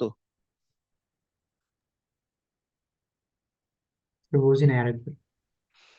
দেখেন এখানে এ প্লাস বি প্লাস সি, এটা কিছু কিছু এক্সপ্রেশন, মাঝখানে এক্সর, সাথে আছে 1 সমান সমান দেখতে পাচ্ছেন 1। তার মানে ওই কিছুটা কি এ প্লাস বি প্লাস, এটা ভ্যালুটা 0 কত হওয়া হবে? লাগবে স্যার। এটাকে অবশ্যই কিন্তু 0 হতে হবে, বিকজ 0। অলরেডি 0 হলেই একমাত্র 0 আর 1 এর এক্সর 1 হয়। এটা যদি নিজে 1 হতো তাহলে 1 আর 1 এর এক্সর কিন্তু 0 হতো, ঠিক আছে? সো এ plus B plus C K অবশ্যই 0 হতে হবে। আর এ প্লাস বি প্লাস সি 0 মানে এ বি সি তিনটার অর করে আপনারা 0 পাচ্ছেন। তার মানে তারা ইন্ডিভিজুয়ালি প্রত্যেকে কত? তারা প্রত্যেকেই শূন্য, বিকজ তারা কেউ না কেউ 1 হলে তো এই A plus B plus C অবশ্যই 1 হয়ে যেত। তার মানে এরা তিনটা একত্রে অর হয়ে 0 হওয়া মানে হচ্ছে তিনটা আলাদা আলাদা ভাবে অবশ্যই 0, রাইট? তাহলে আপনারা এ প্লাস বি প্লাস সি থেকে এ বি সি সলভ করলেন, একটু আগে ডিই সলভ করেছেন, আর শুরুতে এফ সলভ করেছেন। তাহলে আপনার টেস্ট ভেক্টরটা কি আসলো? A B C D E F. এই যে টেস্ট ভেক্টরটা আছে, এই টেস্ট ভেক্টরের মধ্যে এবিসি এর ভ্যালু আপনারা পেয়েছেন সবসময় 0, এফ এর ভ্যালু সবসময় 0, ডিই এর ভ্যালু 0 0 এর জন্য হয়, 0 1 এর জন্য হয়, 1 0 এর জন্য হয়। বলেন স্যার এফ এর ভ্যালুটা স্যার 0 কেন দিচ্ছে এটা বুঝি না। এফ এর ভ্যালুটা জি স্যার। ওইটা এসেছিল এই কারণে, কারণ আমাদের ধরেন এই এই লাইন থেকে, যে লাইনটাকে ধর আমরা বললাম বাম দিকে লিখলাম 2, এই 2 নাম্বার লাইনে যদি আমরা দেখি, আমরা দেখব যে এই এফটা কিন্তু এখানে অর হয়ে আছে একা, সামথিং অর এফ, এদিকেও সামথিং, মাঝখানে প্লাস বা অর এফ। তাহলে এই এফটা যদি নিজে 1 হতো, যদি 1 হতো, তাহলে এই পুরোটা বাম দিকের টার্ম কি হয়ে যেত? এটাও 1 হয়ে যেত, ডিই বার প্লাস এফ এটাও 1 হয়ে যেত না? তাহলে এইটাও 1 পেতেন, ছোট করে লিখলাম, এটাও 1 পেতেন। এই দুটা 1 এর এক্সর কত হতো? 0 স্যার। 0। কিন্তু ইকুয়েশন বলছে এই এক্সরটা হচ্ছে 1, তার মানে হচ্ছে এফ এর ভ্যালু 1 ধরলে ভুল হবে, এই কারণে এফ 0 হতে বাধ্য, এই এফটা 0 হতে বাধ্য। তাই লিখলাম পরের লাইনে এফ সমান সমান 0 দিয়ে বসিয়েছে, এবং এফ যখন 0 তখন ডিই বার প্লাস এফ থেকে শুধু ডিই বের হয়, আর এই পাশ থেকেও শুধুমাত্র এই A plus B plus C times DE bar আসে, কারণ এফ তো 0। বুঝতে পারলেন? জি স্যার। এর পরেরটাতেও আবার ওই ডিই বারকে যদি আপনারা 0 বসান, তাহলে ডিই বার নিজে এখানে 0 হয়ে যায়, এই পুরোটা টার্মকে 0 করে ফেলে। আর 0 আর 0 এর এক্সর হয় হচ্ছে 0, বাট আমাদের ইকুয়েশন বলছে 1 হতে হবে, তার মানে 0 ধরাটা ভুল। তাহলে বাকি আর আছে কি 1, সো এই জন্য 1 ধরতে হবে। সো 1 ধরে নিয়ে অ্যানালাইসিস করলে বাকিটা তো এখান থেকে দেখতেই পাচ্ছেন। আর ডিই বারকে 1 বসালে এই পাশ থেকে আসছে শুধু এ প্লাস বি প্লাস সি, আর ও পাশ থেকে আসে শুধু 1 একা। এবং এখন দেখতে পাচ্ছেন কোন একটা কিছু, মাঝখানে এক্সর সাইন, এদিকে আবার 1 সমান সমান 1, সো কোনো কিছুর সাথে এক্সর করেছেন 1 কে, পাচ্ছেন 1, তার মানে ওই কোনো কিছুটা অবশ্যই কত? 0, এই কারণে তাকে 0 লিখলাম। আর এ প্লাস বি প্লাস সি তিনটা মিলে 0 হওয়া মানে হচ্ছে অবশ্যই সেপারেটলি প্রত্যেকে 0, বিকজ তাদের মধ্যে কেউ একজন যদি 1 হয়ে যায় তাহলেই আমাদের কি এ প্লাস বি প্লাস সি সমান সমান 1 হয়ে যাবে। বুঝতে পারলেন? জি স্যার। Sir, right. তাহলে ওটার উপর নির্ভর করে আমরা টেস্ট ভেক্টর কি দেখলাম? এ বি সি প্রত্যেকে 0 সবসময়, এফ ও 0, আর ডিই হতে পারে 00 01 10, তাই তো? 00 01 10। তাহলে এখন আলটিমেটলি একটা টেস্ট ভেক্টর হচ্ছে এটা, পরেরটাও হচ্ছে এটা, আর তারপরেরটা হচ্ছে এটা। এই তিনটা টেস্ট ভেক্টরের যে কোনো একটা দিয়ে আপনারা টেস্ট করতে পারবেন। সো আমাকে তিনটাই বের করতে হবে এবং বের করে বলতে হবে যে এই তিনটার যে কোনো একটা দিয়ে আমরা টেস্ট করতে পারবো। ক্লিয়ার? সো আপনাকে এক্সামে আমরা এরকম একটা নোট দিব, একটা সার্কিটের, বলবো একটা পার্টিকুলার নোড, বলবো ওই নোডে এই ফল্ট হয়েছে, কি কি টেস্ট ভেক্টর সেই নোডের ফল্টটা বের করতে পারে আমাকে বের করে দিবেন, আপনাদের অ্যান্সার হবে এরকম, এইটা। ক্লিয়ার? তাহলে পারবেন? স্যার বলেন। স্যার স্টাক এট ওয়ান এর জন্য কি sir Z X OR Z F physical to one আসবে শুধু, না যে কোনো সবার জন্য, সবার জন্য, যে কারোর জন্য, বিকজ এটার এই লাইনটা মানেই হচ্ছে যে আপনার ফল্টি যে আউটকাম আর রিয়েল যে আউটকাম, এই আউটকাম দুটা ডিফারেন্ট। বিকজ ফল্টি আউটকাম এটা রিয়েল আউটকাম, এক্সর করে ওয়ান পাওয়া মানে হচ্ছে ডিফারেন্ট। আমরা যদি বলতাম যে real outcome faulty outcome XOR সমান সমান 0, তার মানে কি রিয়েল আর ফল্টি একই? তাহলে জি তো আমরা স্যার। টেস্ট করতে পারবো না। টেস্ট করা মানে হচ্ছে রিয়েল আর ফল্টি ডিফারেন্ট আসতে হবে, আর ডিফারেন্ট আসা মানে হচ্ছে রিয়েল আর ফল্টির এক্সর ভ্যালু হবে 1। তো এই জন্য এটা জেনারেল ইকুয়েশন। ফল্ট যাই হোক না কেন, ফল্ট যদি স্টাক এট 1 হয়, ফল্ট যদি স্টাক এট 0 হয়, অথবা ফল্ট যদি স্টাক এট জেড হয়, যেটাই হয় না কেন, আমাদের কিন্তু এই এক্সপ্রেশনটা জেনারেল। ফল্টি আউটকাম আর রিয়েল আউটকামের এক্সর হতে হবে 1। স্যার, ঠিক আছে? আমি যদি A B C D E F এই তিনটার যে কম্বিনেশন পাইছি, এই তিনটা কম্বিনেশন বসাই, তাহলে আমার যদি যে মানে লাস্টে আউটপুটটা যদি ওয়ান আসে, তাহলে কি মানে ফল্টি, এটাই বুঝবো? না না না না না, ধরেন আপনার A B C D E F, এইটাকে আপনারা বসাচ্ছেন, এটাকে বসানোর পরে আপনার ফল্টি সার্কিটে যে আউটকামটা আসে আর নন ফল্টি যে আউটকামটা আসে, এটা অবশ্যই ডিফারেন্ট হবে। টেস্ট ভেক্টরের বের করার উদ্দেশ্যই হচ্ছে এই টেস্ট ভেক্টরটাকে যদি আমরা এখন ইনপুটে বসাই, এই ইনপুটে বসাই, তাহলে আপনারা দেখবেন যে ফল্ট হওয়ার কারণে যে আউটকামটা এসেছে এবং ফল্ট ছাড়া অবস্থায় যে আউটকামটা আসার কথা, এই দুইটা কিন্তু ডিফারেন্ট। আমার কথাটা কি বুঝতে পারলেন? ফল্ট হওয়ার কারণে আপনার যে এই টেস্ট ভেক্টরটা এখানে বসান, তাহলে ফল্ট হওয়ার কারণে যে আউটকামটা আসবে আর ফল্ট ছাড়া যে আউটকামটা, এই দুইটা ডিফারেন্ট হবে। আসলে আমরা বসায় দেখি, আসলে আমরা বসায় দেখি। ধরেন আমরা প্রথমটা বসাই। এসব কম্বিনেশনে কিন্তু সেম হবে না স্যার? বুঝিনি বুঝিনি, এই বাক্যটা আবার বলেন। আমি এই তিনটা কম্বিনেশন ছাড়া আর বাকি যতগুলো কম্বিনেশন আছে, 2 টু হ্যাঁ, দি পাওয়ার 6 কম্বিনেশন, ওগুলো দিলে বাকি সবসময় সেম হবে। এই তিনটা ছাড়া ফল্টে আর বাকিগুলোর ক্ষেত্রে দিলে অবশ্যই সমান হবে, মাস্ট। কারণ আমরা এখানে অল পসিবল বের করেছি, কিন্তু অল পসিবল বের করতে গিয়ে আমরা এই তিনটা পেয়েছি। তার মানে এখানে আছে 2 টু দি পাওয়ার 6, অর্থাৎ 64। 64, সো 64টার মধ্যে শুধুমাত্র এই তিনটার ক্ষেত্রেই এই ফলটা বের করতে পারবে। অন্য 61টার ক্ষেত্রে দুইটার মধ্যে একই আউটকাম আসবে। ক্লিয়ার? স্যার জি স্যার। বলেন বলেন। স্যার যেহেতু স্যার জি নোডে অলরেডি ওয়ান হয়ে আছে, তাহলে স্যার এবিসি এর উপর ডিপেন্ডেন্ট হচ্ছে কিভাবে? কারণ হচ্ছে এবিসি যে কোনো ভ্যালুর জন্যই তো স্যার জি নোডে ওয়ানই আসতেছে। হ্যাঁ, তো তাইলে স্যার এই এবিসি সিকোয়েন্সটা বাদ দিলেও তো চলে। কেন? কারণ তো স্যার জি নোডে অলরেডি তো ওয়ান আছেই, কারণ এবিসি তে আমি যাই যাই না কেন তার ওই জায়গায় তো আমি ওয়ানই পাচ্ছি অলওয়েজ। তা তো না, ব্যাপারটা তো সেরকম না। আপনি তো ইনপুট নোড থেকে ইনপুট দিচ্ছেন। আমি কি কথাটা বোঝাতে পারছি? আপনি তো ইনপুট পয়েন্ট থেকে ইনপুট দিচ্ছেন। আপনি যদি ইভেন্চুয়ালি এবিসি তে না দেন, মানে আমাদের ফল্ট ছাড়া অবস্থায় কি আসা উচিত ছিল, ওটার জন্য তো আমার এবিসি লাগবে। আমার কথাটা কি বুঝতে পারলেন? জি স্যার, জি স্যার, এখন বুঝছি। আপনার আপনার ফল্ট ছাড়া অবস্থায় আউটকামটা কেমন, ওটা জানার জন্য তো ইনপুট প্যাটার্ন লাগবে একটা। তাহলে জি আমরা ইনপুট প্যাটার্ন তো, ধরেন আমি বললাম যে আমাদের এবিসি কনসিডার করছি না, ধরেন নাই, আমি জাস্ট ডিইএফ দিয়ে যদি টেস্ট করতে যাই, তাহলে এখন ফল্ট ছাড়া, ধরেন ফল্ট যখন নাই, তখন ডিইএফ এর ইনপুট দিয়ে তো আমি বলতে পারবো না যে আমার আউটপুটটা কি আসবে। এবিসি ভ্যালু লাগবে তো, এবং এবিসি তখন র্যান্ডমলি বসালে হবে না। কারণ আপনারা যদি এবিসি এই 0 0 0 ছাড়া অন্য কোনো এবিসি বসায় দেখেন, দেখবেন যে ফল্ট এবং ফল্টি একই রেজাল্ট আসবে। আবারও বলি, এবিসি তে আমরা 0 0 0 পেয়েছি, সো আপনি যদি এবিসি তে 0 0 0 ছাড়া অন্য যে কোনো ভ্যালু বসান, বসায় যদি দেখেন তাহলে দেখবেন যে ফল্ট এবং ফল্টই একই রেজাল্ট আসছে। স্যার বুঝতে পারছি। ঠিক আছে, এটা এটা কিন্তু সবাই মনে রাখবেন যে আমাদের যদি এই সার্কিটে এই তিনটা প্যাটার্ন ছাড়া অন্য কোনো প্যাটার্ন আপনারা ইনপুটে দেন, তাহলে অবশ্যই আপনার ফল্ট এবং ফল্টি দুইটা আউটকামই একই আসবে। কারণ এই তিনটাই হচ্ছে একমাত্র প্যাটার্ন যাদের জন্য ফল্ট এবং ফল্ট ফ্রি এই দুই অবস্থায় আমাদের আউটকামটা ডিফারেন্ট। বাকি বাকি 61টা পসিবল কম্বিনেশনের মধ্যে কিন্তু সবগুলোর ক্ষেত্রেই একই আসবে আউটপুট, শুধুমাত্র এই তিনটাতে ডিফারেন্ট। ঠিক আছে, তো এই জন্যই হচ্ছে আমরা এই এক্সর দিয়ে স্টার্ট করি এবং এক্সরটা আমাদেরকে হেল্প করে এই তিনটাকে বের করতে। এবং এই কারণে আমাদের এই মেথডটা জানা দরকার, বিকজ আমরা যদি এখন এই তিনটা ইনপুট টেস্ট ভেক্টর জেনে ফেললাম, এই তিনটা ছাড়া অন্য কোনোটা দিলে কিন্তু কাজ করবে না।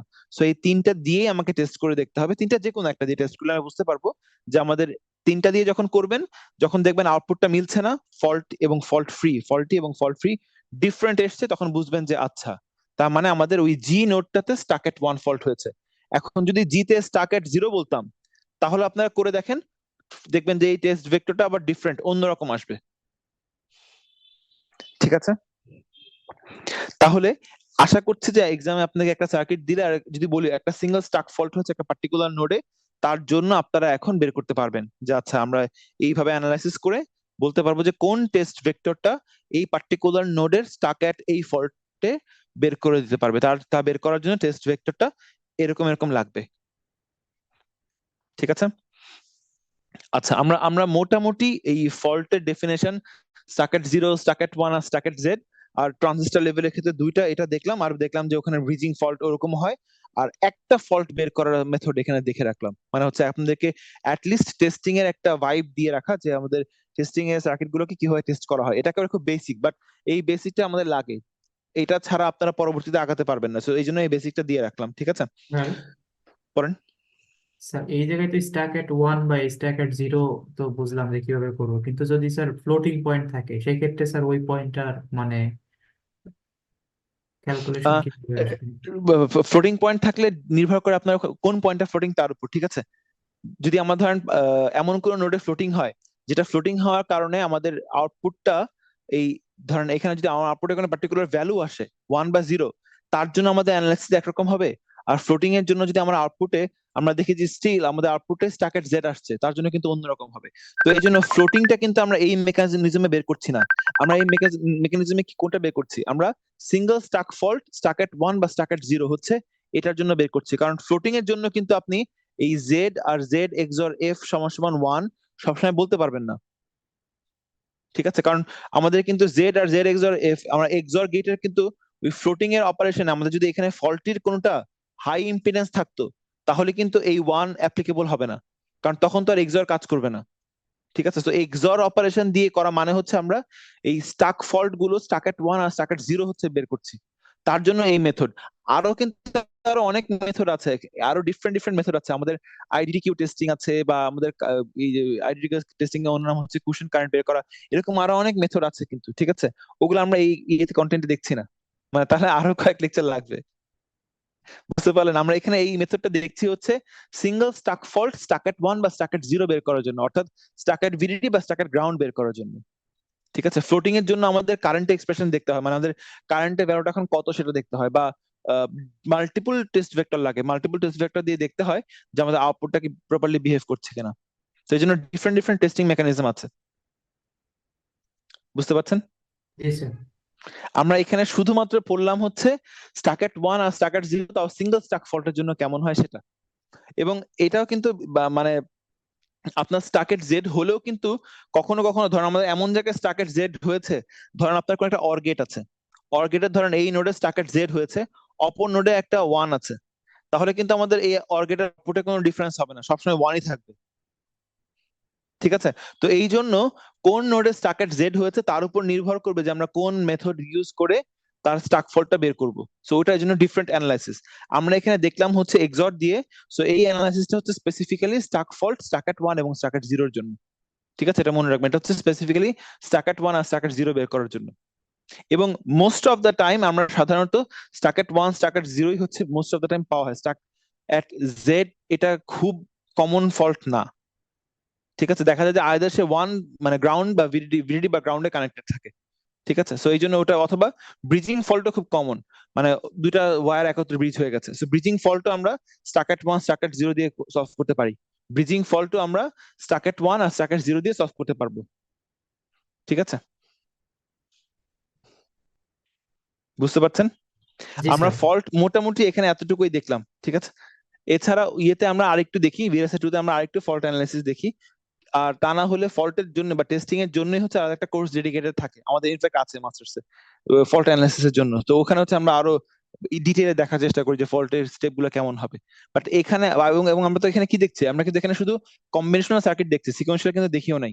মানে শুধু কিন্তু কম্বিনেশনাল, সিকোয়েন্সিয়াল সার্কিটের টেস্টিং ডিফারেন্ট, মানে টেস্টিংটা আলাদা, একটা আলাদা পুরো ডিপার্টমেন্টই আলাদা ইয়ে করে দেওয়া যায়। ঠিক আছে, অনেকের থিসিস এর মানে পিএইচডি রিসার্চই থাকে টেস্টিং এর উপরে, এবং তা শুধু টেস্টিং এর উপর অনেক বড় বড় রিসার্চ গ্রুপই কাজ করছে। তো এই জন্য ওটা অনেক বড় একটা টপিক। বাট আমরা একেবারে কিছু না জানার চাইতে কিছু জানার জন্য হচ্ছে হালকা এখানে ইনফর্ম করে রাখি। ঠিক আছে, আচ্ছা বুঝে থাকলে আমরা এখন তাহলে অ্যাডারে যাই। আমরা তাহলে অ্যাডারে মুভ করি, অ্যাডারে মুভ করি। আচ্ছা, অ্যাডার সার্কিট যখন দেখবো, আম, ধরেন আমরা আমরা একেবারে অ্যাডার, আপনারা ইয়েতে অলরেডি ডিএলডি তে পড়েছেন, তো ওই বেসিক থেকে স্টার্ট করি। অ্যাডার ডিএলডি তে অলরেডি পড়েছেন, ওই বেসিক থেকে স্টার্ট করলে আমি ক্যারি আউট কে ফার্স্টে লিখি, সাম কে পরে দেই। ধরেন আমার ইনপুট আছে দুইটা, আমার ইনপুট আছে ধরেন দুইটা, একটা সিঙ্গেল সিঙ্গেল বিট, সিঙ্গেল এ আর সিঙ্গেল বি বিট। ঠিক আছে, আমরা এই সিঙ্গেল এ আর বি দুইটা ইনপুটের জন্য যদি অল পসিবল কম্বিনেশন লিখতে চাই, সেটা হতে পারে 00, 01, 10 আর 11। আচ্ছা, অল পসিবল কম্বিনেশন লেখার পর আমরা যদি এখন এডিশনটা করি, তাহলে আমরা এ আর বি যোগ করে 00 এর জন্য পাবো হচ্ছে ক্যারি আউট 0, সাম হচ্ছে 0। আচ্ছা, যখন আমরা 01 কে যোগ করছি তখন ক্যারি আউট তো 0, সাম হচ্ছে এবার 1। আচ্ছা, যখন আমরা 10 যোগ করছি তখন আমাদের ক্যারি আউট স্টিল 0, সাম হচ্ছে 1। আর যখন 11 যোগ করব তখন আমরা আলটিমেটলি পাচ্ছি 1 আর 1 10 বলি আমরা, তার মানে হচ্ছে ক্যারি আউটটা 1 বাট সামটা হচ্ছে 0। তাহলে এইখান থেকে আমরা যদি মিন টার্ম নিয়ে সামের জন্য একটা এক্সপ্রেশন লিখতে চাই, সাম অফ প্রোডাক্টস, তাহলে এই 1 আর 1 গুলোকে কনসিডার করতে হয়। তো এই 1 বরাবর এটা দাঁড়াবে হচ্ছে এ বার বি, আর পরের 1 বরাবর এটা দাঁড়াবে হচ্ছে এ বি বার।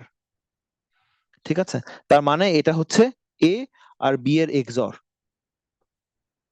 একইভাবে আমরা যদি সি আউট বের করতে চাই, তাহলে সি আউটটা শুধুমাত্র এখানে 1, তো তার জন্য মিন টার্মটা দাঁড়াবে এই এ আর বি থেকে, অর্থাৎ এটা আসবে হচ্ছে এ বি, এরকম। আচ্ছা, তাহলে আমরা এখন এটা দিয়ে তাহলে কি দেখতে পাচ্ছি, এই একটা সিঙ্গেল অ্যাডার সেলের জন্য, সিঙ্গেল অ্যাডার সেলের জন্য আমরা একটা সাম পেলাম, একটা ক্যারি আউট পেলাম। এখন যদি আমরা বলি যে না, আমাদের এটা হচ্ছে 2 বিট আর বললাম বিও হচ্ছে 2 বিট, তাহলে আমরা এখন যদি অ্যাডার ডিজাইন করতে চাই 2 বিটের জন্য, আমরা যদি যোগ করতে চাই আমরা কি করব, আমরা এখানে দিব A0 আর এখানে দিব তার সাথে B0, অন্য প্রান্তে দিব A1 তার সাথে দিব B1 দিয়ে, ধরেন আমরা এই এই সেলটা এখানে দুইবার ব্যবহার করছি, তাহলে এখান থেকে একটা সে S0 বের করবে, এখান থেকে একটা সে S1 বের করবে। এই দুইটা বিটকে যোগ করে সে পাচ্ছে হচ্ছে C1, আর এখান থেকে সে পাচ্ছে C0। এখন এইভাবে যদি আমরা অ্যাডার ডিজাইন করি, যার অন্য নাম হচ্ছে, ধরেন আমি যদি এ আর বি কে যোগ করতে চাই, আমি উদাহরণ দিয়ে বললাম ধরেন 1 1, আর আমি ধরেন যোগ করছি হচ্ছে 01, ধরেন এভাবে যোগ করছি। তাহলে আমরা যখন যোগ করি, আপনারা প্রথমে এই 2 বিটকে যোগ করেন, যোগ করে পান হচ্ছে 1 আর 1 যোগ করে হচ্ছে 10। তারপর আবার এই 1 আর 0 যোগ করে আমরা রেজাল্ট যেটা বের হয় সেটা হচ্ছে শুধু 1। এই রেজাল্টটা কি ঠিক আছে? যোগ করাটা কি ঠিক আছে? স্যার মেবি না। যোগটা কেমন হওয়া উচিত ছিল? 1 আর 1, 0 আর 1, যোগটা হওয়ার কথা ছিল ডান দিক থেকে শুরু করি, এই জি 1 আর 1 ফার্স্টে যোগ হয়, যোগ হয়ে আসে হচ্ছে 10, শূন্য থাকে, হাতে ওকে। থাকে 1। পরের বিটটা যখন যোগ করি, ওই যোগে ওই হাতে থাকা একটা এখানে এসে কল্পনার এই 1 হিসাবে বসে। তারপর জি কি স্যার। করতে হয়, এই 3টা বিটকে যোগ করতে হয়। জি স্যার। যোগ করলে আপনারা এই 3টা বিটকে যোগ করে আবার পান 10, তখন রেজাল্ট হয় এটা। জি স্যার। তার মানে হচ্ছে আমাদের ফার্স্ট স্টেজের পরেই সেকেন্ড স্টেজেই যোগটা করার সময় আগের স্টেজ থেকে যে ক্যারিটা বের হয়েছিল সেটাকে নিয়ে কনসিডার করতে হয়। তার মানে আমাদের সেকেন্ড স্টেজ থেকে সামনের প্রত্যেকটা স্টেজের জন্য যখনই আমরা দুইটা বিটকে যোগ করব, তখন আগের স্টেজ থেকে যে ক্যারিটা এসেছিল তাকেও আমাকে যোগ করতে হয়। মানে আপনাকে শুধু এ আর বি একটা একটা করে বিট যোগ করলেই হয় না, আগের থেকে আসা ওই ক্যারিটাকেও কিন্তু ক্যারি ইন হিসাবে যোগ করতে হয় বা সি হিসাবে যোগ করতে হয়। তার মানে দুইটা বিট দিয়ে ডিজাইন করলে আপনারা পুরো অ্যাডারটা পাবেন না। এই কারণে আমাদের একটু আগে এটাকে আমরা হাফ অ্যাডার বলে চালাই, এটা পুরো এডিশন করতে পারে না। ফুল করার জন্য আসলে দুইটা বিটের এডিশন সাফিসিয়েন্ট না, আমাদের তিনটা বিট কনসিডার করতে হয়। তার মানে আমাদের দুইটা বিটের এডিশন দিয়ে আমরা ফুল ডিজাইন করতে পারবো না। ফুল করতে চাইলে আমাকে ফুল অ্যাডারের একটা সেল তৈরি করতে আমাদের অ্যাটলিস্ট তিনটা বিট যোগ করছে, মানে এ বি সি তিনটাকে যোগ করছে এরকম কিছু একটা তৈরি করতে হবে। তার মানে আমাদের ফুল অ্যাডারে অ্যাটলিস্ট এরকম তিনটা লাগবে। ঠিক আছে, অ্যাটলিস্ট এরকম তিনটা লাগবে। তাহলে ওইটা যদি আমরা মাথায় রাখি,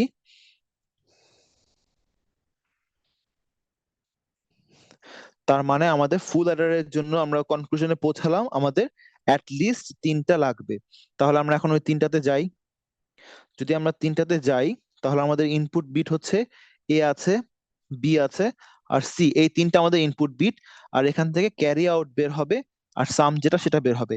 আমরা অল পসিবল কম্বিনেশন দেখতে চাই। A B C all possible combination হতে পারে আটটা, সো আমরা আটটা পসিবল কম্বিনেশনই দেখবো। আমরা আটটা পসিবল কম্বিনেশন দেখতে চাই। তার মানে 0 1 0 1 0 1 0 1 অল পসিবল কম্বিনেশন দেখতে চাই, অল পসিবল কম্বিনেশন দেখতে চাই। আচ্ছা, তাহলে আমরা এখন যোগ করি। এবিসি যোগ করলে, এবিসি যোগ করবো 0 0 0 যোগ করলে সামও 0 ক্যারিও 0। পরেরটা 0 0 1 যোগ করলে সাম 1 ক্যারি 0। এরপরে 0 1 0 যোগ করলে আগের মতন সাম 1 ক্যারি 0। এরপরে 0 1 1 যোগ করলে এবার 1 1 হয়ে যাবে 10, তার মানে সাম 0 ক্যারি হচ্ছে 1। এরপরে 1 0 0 যোগ করলে সাম 1 ক্যারি হচ্ছে 0। এরপরে 1 0 1 যোগ করলে আবারও হচ্ছে 10, অর্থাৎ সাম হচ্ছে 0 ক্যারি হচ্ছে 1। 1 1 0 যোগ করলে 10, সাম হচ্ছে 0 ক্যারি হচ্ছে 1। আর 1 1 1 যোগ করলে 1 আর 1 10, সাথে 1 যোগ করে 11, অর্থাৎ সাম হচ্ছে 1 ক্যারিও হচ্ছে 1। তাহলে আমাদের ট্রুথ টেবিলটা পুরা হলো। এখন আমরা জাস্ট সামের জন্য এক্সপ্রেশনটা আগে বের করে রাখি। ধরেন সামের জন্য এক্সপ্রেশনটা বের করছি, উপরে বের করে রাখি। সাম সমান সমান প্রথম টার্মটা হচ্ছে এটা, অর্থাৎ এ বার বি বার সি, এটা হচ্ছে A bar B bar C, plus পরের টার্মটা হচ্ছে এই পরেরটা A bar B C bar, so এটা হচ্ছে A bar B C bar, plus তার পরের টার্মটা হচ্ছে A B bar C bar, so এটা হচ্ছে এ বি বার সি বার। আর তার পরেরটা হচ্ছে এ বি সি, সো পরেরটা দাঁড়াচ্ছে এ বি সি। এখন এখান থেকে সমান সমান লিখে আমরা যদি প্রথমটা আর লাস্টেরটাকে কনসিডার করি, তাহলে এই দুটো থেকে সি কে কমন নিলে আসে হচ্ছে A bar B bar plus A B. আর মাঝখানে দুটো থেকে যদি আমরা সি বার কে কমন নেই তাহলে দাঁড়াবে এ বার বি প্লাস এ বি বার। এখন এই প্রথম টার্মটাতে এ bar B bar plus A B, এটাকে কি বলে বলেন তো? কেউ বলতে পারবেন? এ bar B bar plus A B, এটার অপর নাম কি? X or sir. এটা হচ্ছে এক্স নর, এটা এ আর বি এর এক্স নর। ঠিক আছে, আর পরেরটা সি বারের সাথে আছে এ বার বি আর এ বি বার, তার মানে ওটা হচ্ছে এ আর বি এর এক্সর। সো আপনারা দেখতে পাচ্ছেন সি এর সাথে এ আর বি এর এক্সর এর বার, আর সি বারের সাথে এ আর বি এর এক্সর, তার মানে এরা একত্রে মিলে দাঁড়াচ্ছে সি এক্সর এ এক্সর বি। এটা এই এক্সপ্রেশন যে আসলো, এটা তো আপনারা আগে দেখে আসছেন নিশ্চয়ই রিয়েলিটিতে, সো জি এটা তো স্যার। নতুন কিছু না। তার মানে সাম মানে হচ্ছে এরকমই হবে, যতগুলো করে বিট আপনারা বাড়াচ্ছেন না কেন সব বিটের এক্সরই হচ্ছে সাম। একটু আগে দেখলেন 2 বিটের জন্য, এখন দেখলেন 3 বিটের জন্য, তো সব বিটের এক্সরই হচ্ছে সাম। ঠিক আছে, এখন আমরা এখান থেকে আমাদের একইভাবে কি করতে হবে, সি আউটের জন্য এক্সপ্রেশন বের করতে হবে এই ট্রুথ টেবিল থেকে। সো সি আউটের জন্য ট্রুথ টেবিল থেকে এক্সপ্রেশন বের করার আগে আমরা থিওরিটিক্যালি আমাদের এই ট্রুথ টেবিলের দিকে তাকিয়ে বের করার চেষ্টা করি, কনসেপচুয়ালি বের করার চেষ্টা করি। ঠিক আছে, আপনারা যদি ট্রুথ টেবিলের দিকে তাকান তাহলে কিছু পেয়ার আমরা তৈরি করতে পারবো। আমরা যদি ট্রুথ টেবিলের দিকে তাকাই, আমরা ক্যারি আউটের জন্য কাজ করছি, এখন আমাদের মূল কনসার্ন বা ফ্যাক্ট হচ্ছে ক্যারি আউটের দিকে তাকানো। আমরা ক্যারি আউটের প্যাটার্নটা লক্ষ্য করার চেষ্টা করব, যে আগে যে ক্যারিটা ছিল ক্যারি ইন, তার সাথে কোন দিকে প্যাটার্নটা মেলে এটা বোঝার চেষ্টা করব। ঠিক আছে, আপনারা যদি শুরুর দুটার দিকে তাকান, দেখেন শুরুর দুইটার ক্ষেত্রে ক্যারি ইন 0 আর 1 ছিল, বাট ক্যারি আউট কিন্তু অলওয়েজ 0 0। মানে শুরুতে আমাদের এখানে 0 বা 1 যাই থাকুক না কেন, এই দুইটা কেসে কিন্তু ক্যারি আউট 0 0। ঠিক আছে, তার মানে যাই থাকুক না কেন ইনপুটের ক্যারিতে, এই দুইটা সময় কিন্তু ক্যারি আউটকে সে কি করছে, অফিসিয়ালি বা ফোর্সফুলি 0 বানাচ্ছে। এটাকে বলা হচ্ছে কিল। সে ক্যারিকে মেরে ফেলছে, ক্যারি আউট সবসময় 0। ঠিক আছে, আচ্ছা। পরের চারটার দিকে যদি তাকান, আপনারা তাকান, তাহলে দেখতে পাবেন ক্যারি ইনে যা ছিল বের হয়েছে একই ক্যারি।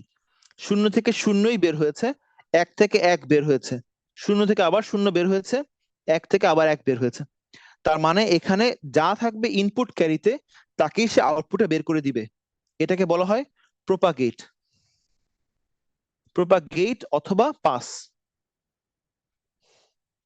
ঠিক আছে, আর লাস্টের দুটোর দিকে যদি আপনারা তাকান, তাহলে দেখতে পারবেন যে এখানে আমাদের ইনপুটে 0 থাকুক কিংবা 1 থাকুক, যেই ক্যারি নিয়েই আসুক না কেন, সবসময় কি বের হচ্ছে, 1 1 বের হচ্ছে। তার মানে ইনপুটে আপনারা 0 দিয়ে আনেন বা 1 দিয়ে আনেন, যা দিয়ে আনেন না কেন, ক্যারি আউট একটা বের হবেই, 1 হিসেবে আসবেই। সো এটাকে বলা হয় জেনারেট। সে একটা জেনারেট করবেই 1। সো প্রথমটা হচ্ছে কিল, অফিসিয়ালি 0 বানাবে, এরপরটা যা আছে তাকেই পাস করবে, আর পরে লাস্টেরটা দুইটা হচ্ছে নিজে নিজে 1 জেনারেট করেই দিবে।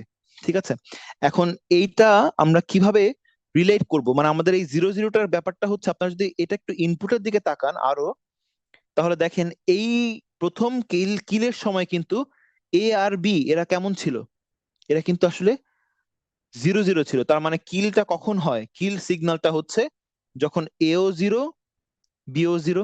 এটা হচ্ছে কিলের pattern.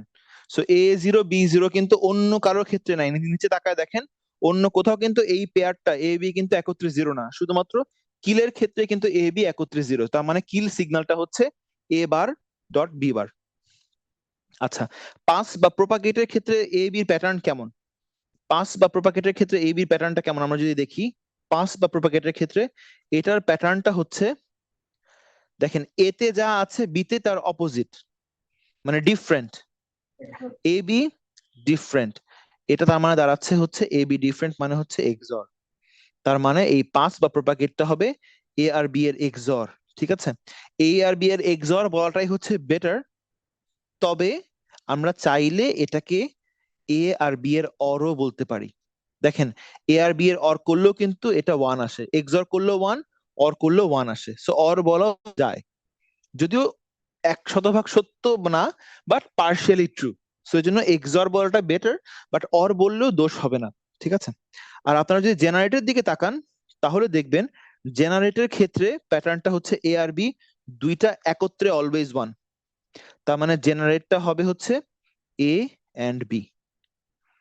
So A bar B bar এই প্যাটার্নটা বলছে কিল, তাদের এক্সর বা তাদের অর প্যাটার্নটা বলছে প্রোপাগেট বা পাস, আর এ আর বি হচ্ছে এন্ড মানে হচ্ছে জেনারেট। তার মানে সি আউট সমান সমান কত দাঁড়াবে, সি আউট সমান সমান দাঁড়াচ্ছে, এই থিওরি থেকে যা বুঝতে পারছি, আমরা কিন্তু কথায় কথায় এক্সপ্রেশনটা বের করছি, কথায় কথায় যে কোনো একটা নোডের আউটকাম হবে, যে কোনো নোডের আউটকাম হবে আইদার সে জেনারেট করেছে অথবা সে প্রিভিয়াসকে প্রপাগেট করেছে। এই কনসেপ্টটা কি বুঝলেন, যে কোনো একটা নোডের আউটকাম হবে সে আইদার নিজে একটা কিছু জেনারেট করেছে অথবা আগে যা ছিল তাকে পাস করে দিয়েছে, প্রপাগেট করেছে। ঠিক আছে, তাহলে এই কনসেপ্টের উপর নির্ভর করলে আপনারা দেখেন সি আউট সমান সমান জেনারেটটা কি A B plus previous carry হচ্ছে সি, আর প্রপাগেটটা কোনটা এ এক্সর বি। সো এটা হচ্ছে বেটার এক্সপ্রেশন। হাউএভার আমরা যদি এ অর বি দিয়েও করি সেটাও সম্ভব।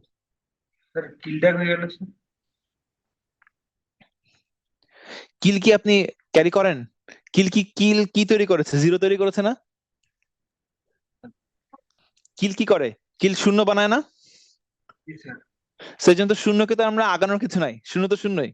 আমার পয়েন্টটা কি বুঝতে পেরেছেন, এখানে যদি প্লাস দিতাম কিল, বাট কিলের ভ্যালু কত, +0, এই জন্য আর লিখি নাই, বুঝতে পারলেন কেন, জি স্যার। ইচ্ছা করে কিন্তু লিখিনি। কারণ কিল কি করে, আপনি ভালো পয়েন্টে ধরেছেন যে কিল কেন দিব না, বাট কিল আলটিমেটলি কি করছে, 0 বানাচ্ছে। সো কিলকে তো আর সে প্রপাগেট করে সামনের দিকে নিচ্ছে না, সো প্লাস কিল লিখতে পারি, বাট কিলের ভ্যালু হচ্ছে 0, সো ইভেনচুয়ালি +0। ঠিক আছে, সো এই জন্য আমাদের এক্সপ্রেশন দাঁড়াচ্ছে আয়দার উপরেরটা অথবা নিচেরটা। এখন আমরা দেখবো, মানে দুইটা ঠিক আছে এক্সপ্রেশন, এখন আমরা দেখবো যে ট্রুথ টেবিল থেকে কি আদৌ এটা বের হয় কিনা, বিকজ এটা তো আমরা থিওরিটিক্যালি মুখে মুখে বের করলাম। ট্রুথ টেবিল থেকে এটা বের হয় কিনা এটা চেক করে দেখি। তাহলে এখন আসুন ধরেন ট্রুথ টেবিল দিয়ে লিখবো সি আউট। সি আউট সমান সমান সি আউট বরাবর যেখানে 1 আছে, প্রথমে এখানে 1 আছে, তার জন্য এ বি সি কেমন, এ হচ্ছে 0, বি আর সি হচ্ছে 1, তার মানে এ বার বি সি প্লাস এটা হচ্ছে A B bar C plus তারপরটা হচ্ছে A B C bar plus লাস্টেরটা হচ্ছে এ বি সি, এরকম আসবে। তাহলে এখান থেকে আমরা সি বারের জন্য বের করতে চাচ্ছি। আপনারা যদি প্রথম দুইটা টার্ম থেকে সি কে কমন নেন তাহলে আসবে এ বার বি প্লাস এ বি বার, যোগ পরের দুটো টার্ম থেকে আপনারা যদি এ বি কে কমন নেন তাহলে আসবে সি বার।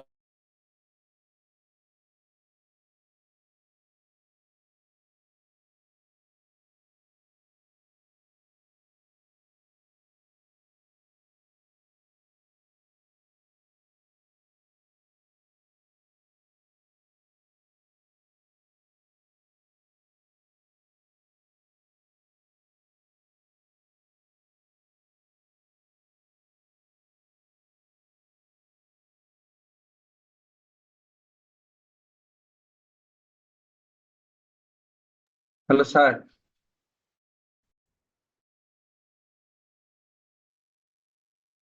স্যার কিছু শোনা যায় না।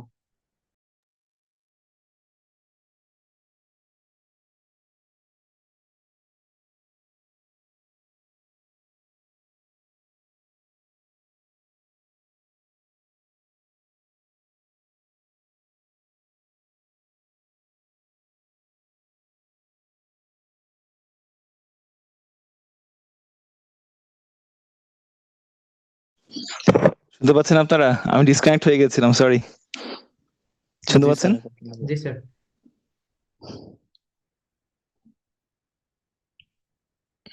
শুনতে পাচ্ছেন তো? জি স্যার। আচ্ছা, সি বারটা সি আউটটা লিখতে যাচ্ছিলাম, আমার তো চট করে চলে গেছে, এই জন্য। আচ্ছা,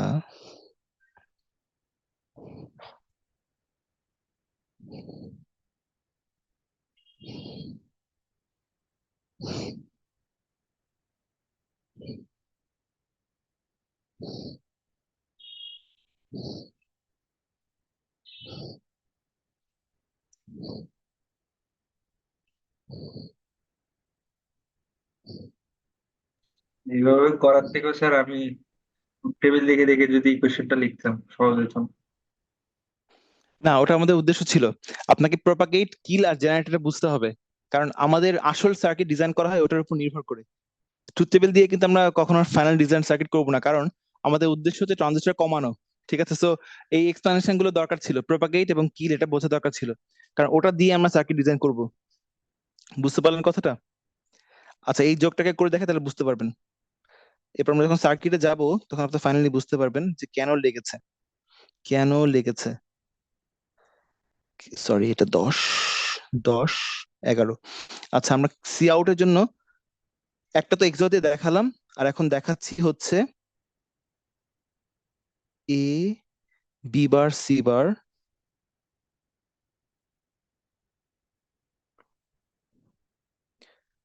এ বি বার সি এ বি সি বার। আচ্ছা, এখান থেকে আমাদের উদ্দেশ্য ছিল, এখান থেকে এখন আমাদের উদ্দেশ্য ছিল হচ্ছে ওই অর দিয়ে এক্সপ্রেশনটা আনা, এবং ওই এক্সপ্রেশনটা ছিল এরকম, সি আউট সমান সমান আমাদের A B plus A plus B Times C, এটা আনার উদ্দেশ্য ছিল। তাহলে আপনারা এই এক্সপ্রেশন থেকে ওটাতে আনবেন কিভাবে? দুইটা রাস্তা আছে। এক হচ্ছে আপনারা যদি এখান থেকে একটা কে ম্যাপ বানান তাহলে খুব স্ট্রেট ফরওয়ার্ড, সহজেই করতে পারবেন। কে ম্যাপ দিলেও এই কে ম্যাপটা উপরের এক্সপ্রেশনটা নিয়ে আসবে, ওটা আপনারা বাসায় করবেন। ঠিক আছে, আমি আপনাদেরকে এখান থেকে বুলিয়ান এক্সপ্রেশন দিয়ে কিভাবে উপরেটা আনা যায় ওটা দেখাচ্ছি। ফার্স্ট অফ অল মনে রাখবেন এই বুলিয়ান এক্সপ্রেশনের মধ্যে যে কোনো একটা টার্ম যেটা আপনাদের এখানে প্রোডাক্ট হিসেবে আছে সেটাকে আপনারা মাল্টিপল টাইম ইউজ করলেও এই এক্সপ্রেশনে কোনো চেঞ্জ হবে না। মনে রাখবেন একই টার্মকে মাল্টিপল টাইম ইউজ করলেও এক্সপ্রেশনের আউটকামে কোনো চেঞ্জ হবে না। সো আমরা যদি এবিসি কে মাল্টিপল ব্যবহার করি, অর্থাৎ একটা এবিসি কে এখানে আনলাম আরেকটা এবিসি কে এখানে আনলাম, তাহলে আমাদের আউটকামে কোনো পরিবর্তন ঘটবে না। এখন যদি আপনারা এই প্রথম দুইটা টার্ম থেকে কমন নেন এবং তারপর পরের দুটো থেকে কমন নেন, আর যদি এদের মধ্যে থেকে কমন নেন তাহলে আমাদের উপরেটা চলে আসবে। কিভাবে? প্রথমে এই দুটো থেকে আমরা কমন নিব হচ্ছে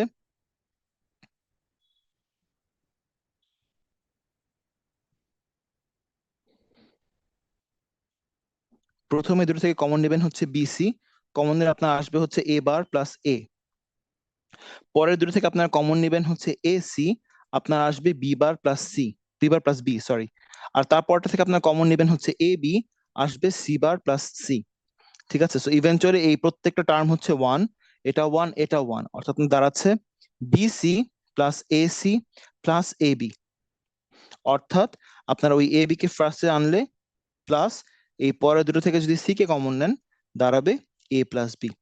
অর্থাৎ আমরা এখান থেকে ইভেন্চুয়ালি ওই এক্সপ্রেশনে যাচ্ছি। অর্থাৎ থিওরিটিক্যালি যেটা দেখলাম ম্যাথমেটিক্যালি আপনারা সেটাই পাচ্ছেন। এখন প্রশ্ন হচ্ছে থিওরিটিক্যাল ওই টার্মটা আমাদের জানার দরকার ছিল কেন? কারণ দরকার ছিল, আমরা আপনাদেরকে বলেছিলাম যে আমাদের ক্যারি আউটের ক্ষেত্রে এই প্রথম পেয়ারটা তৈরি করে হচ্ছে কিল থেকে, আমাদের পরের চারটা আসে হচ্ছে প্রোপাগেট থেকে, এবং লাস্টের দুটো আসে হচ্ছে আমাদের জেনারেট থেকে। ঠিক আছে, এখন এর উপর নির্ভর করে আপনারা যখন সার্কিট পার্সপেক্টিভ, আমাদের মূল উদ্দেশ্য কি? সার্কিট ডিজাইন করা। ঠিক আছে, সার্কিট ডিজাইন করা। এখন আপনারা নিজেরা বাসায় করে দেখবেন যে সামের এক্সপ্রেশন আপনারা পেয়েছেন এ এক্সর বি এক্সর সি, এটা পেয়েছেন, এবং ক্যারি পেয়েছেন এই দুটো এক্সপ্রেশনের যে কোনো একটা। আপনারা এই দুটো দিয়ে করে দেখবেন কতগুলো ট্রানজিস্টর আপনার সার্কিটে লাগে। ঠিক আছে, এটা আপনারা করে দেখবেন। আমি আপনাদেরকে একটা ওয়ে দেখাবো এই সাম এবং ক্যারি আউট জেনারেট করার জন্য। ঠিক আছে, তাহলে ক্যারি আউটটাকে আপনারা আগে তৈরি করবেন। ক্যারি আউটের এখানে যেটা আছে এটাকে যদি আমরা ফার্স্টে তৈরি করতে চাই তাহলে সার্কিটটা কেমন হবে? ক্যারি আউটের জন্য সার্কিটটা হবে, ওখানে দেখতে পাচ্ছেন এ আর বি অর হয়ে আছে, সাথে আছে সি, তার সাথে হচ্ছে এ আর বি অ্যান্ড হয়ে একত্রে আবার অর। তার মানে একটা সার্কিট হচ্ছে এরকম, আমি এন ফেট দিয়ে আঁকছি, পি ফেটটা উপরে আপনারা পি পুল আপ নেটওয়ার্ক আঁকতে পারবেন, আমরা শুধু পুল ডাউনটা এখানে দেখাচ্ছি। তাহলে একটা হচ্ছে এরকম, এদিকে এ, এদিকে দিলে হচ্ছে এখানে আসছে বি, দিয়ে এখানে গ্রাউন্ড, পাশাপাশি এর সাথে প্যারালালি কে আছে? এ আর বি।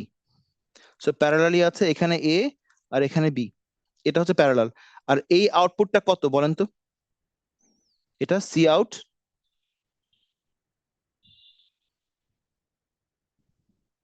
এ আর বি করেছে অ্যান্ড এদিকে সি এর সাথে অর হচ্ছে এ আর বি, তাহলে এই আউটপুটটা কি সি আউট?